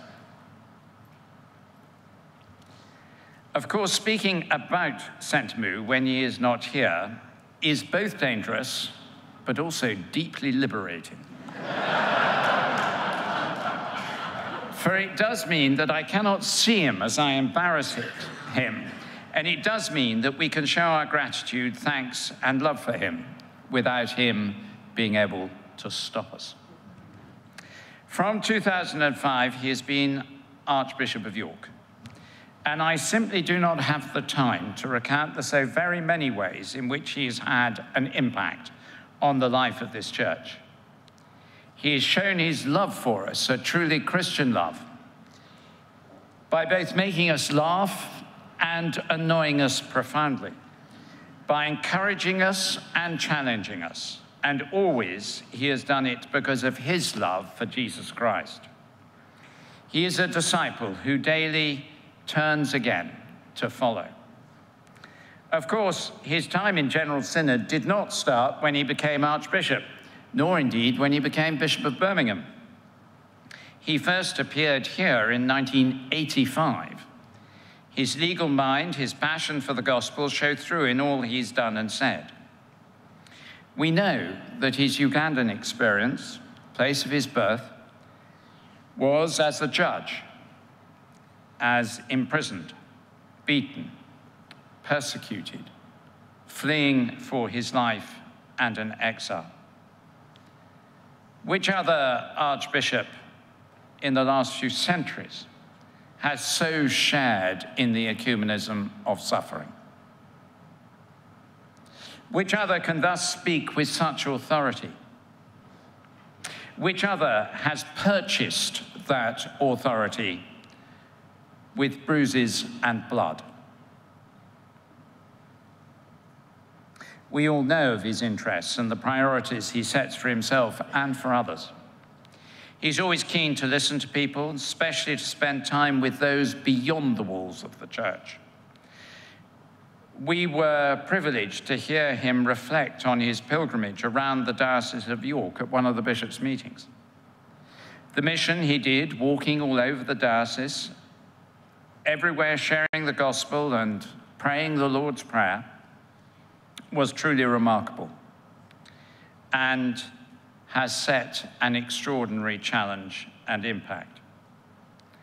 I cannot find a record of another Archbishop of York doing this since before the Norman Conquest. He is an archbishop in the mold of the Saxon saints. His leadership of the bishops in the Northern Province in recent years has stirred us all into thinking again about our priority to evangelism. His leadership, like all good prophetic leadership, leaves many feeling uncomfortable and asking questions. We need more. Of course, the whole country has been helped by his focus on the dignity and worth of all people. Historically, one of the key moments for him was his work on the Stephen Lawrence inquiry. He said that he himself was stopped at least 8 times by the police. Perhaps this takes us back to our Windrush debate and why we have to change. And that he is the only bishop to have been stopped by the police in that way. I'm sure that is still true. I suspect it might not be. During this series of sessions, we have spoken of Windrush, we have spoken of racism, we have recognized our failures. With the loss of Sentamu, we lose a visible reminder of what we need to do. The diocesan bishops are more monochrome. We risk being complacent. We look less like our country. To honor his memory, his lifelong, bitter, cruel, and wicked experience of institutional racism, which has existed and does still exist within the C of E, we must be dedicated to action, not just words. He is passionate about many things. His commitment to young people, to education is clear. His concern for the poor and the marginalized, his strong sense of justice, and the need to speak out on many occasions is evident in all he does and say. We have gained so much from him in so many ways. We will miss him. I will miss him personally. I'm grateful to him, to Margaret, for their friendship, for their support and work with me since I became Archbishop. Most of you will know that he was made Yorkshire Man of the Year. And on that occasion, as I suspect on many others, pointed out that it was only right he became Yorkshire Man of the Year. After all, he is John Tucker Mugabe Sentamu, and Mugabe is Ibaigam, spelled backwards.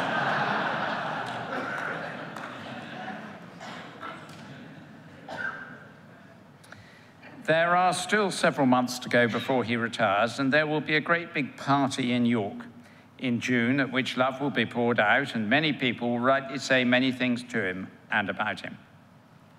He does not want anything said about him. He was insistent that I should not say anything today. He will be very cross with me for saying what I have.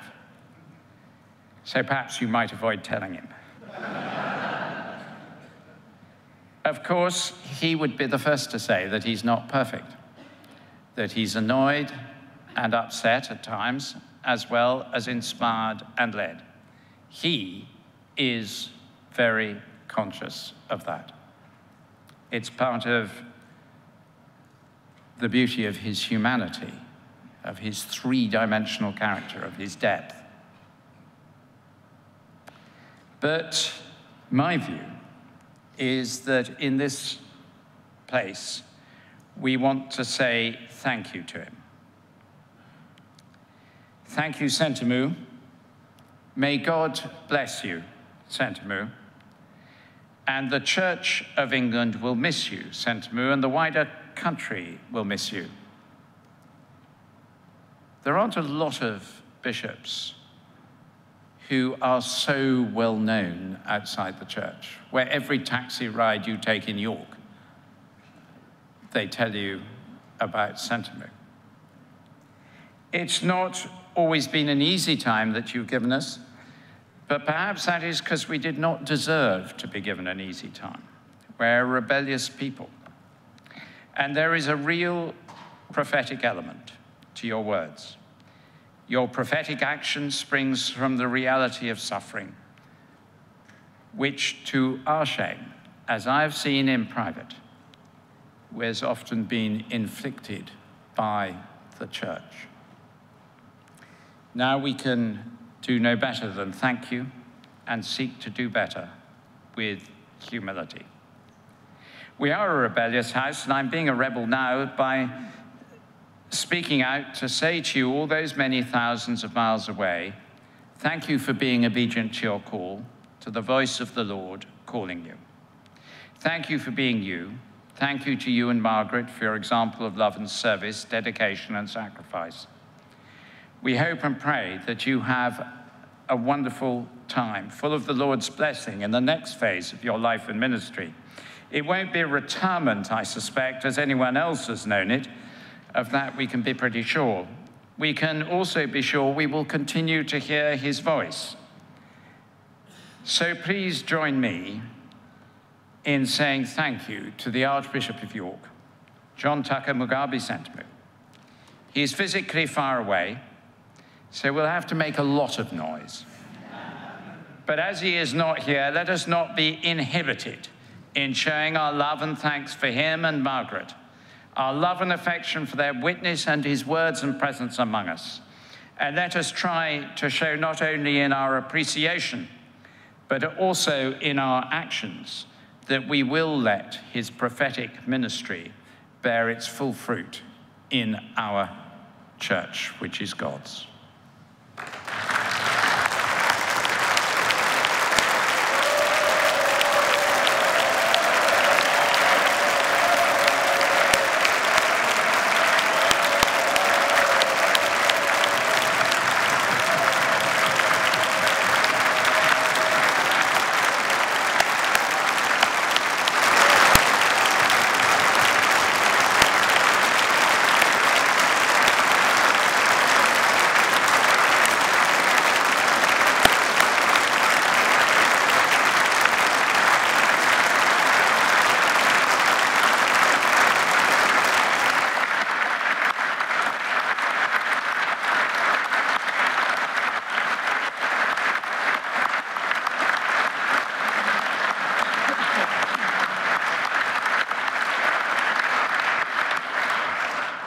Concludes this item as we approach prorogation. Thank you.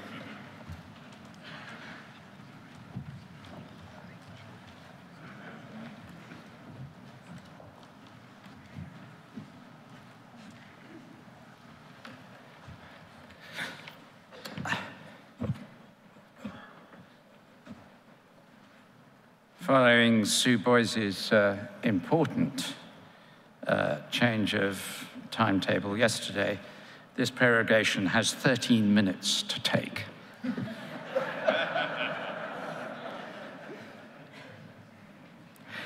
So, it's such a jolly bit. In accordance with Standing Order 45, I prorogue this group of sessions. Please, if you're comfortable, please stand.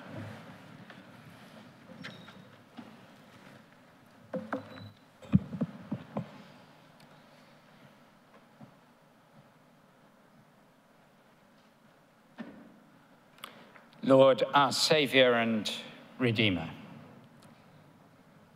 who sees our sins, our weaknesses, and forgives, who sends us those to whom we've said farewell today and who we will miss, but whose life and calling remains in your hands from now and through eternity. We give you thanks for our time together, for the moments of shame and sadness, for the moments of joy and laughter, for the fellowship, for the struggle, for we are indeed a rebellious house. So may your peace go with all who go from here. May we all walk alongside you. And the blessing of God Almighty, the Father, the Son, and the Holy Spirit be amongst you and remain with you now and always. Amen.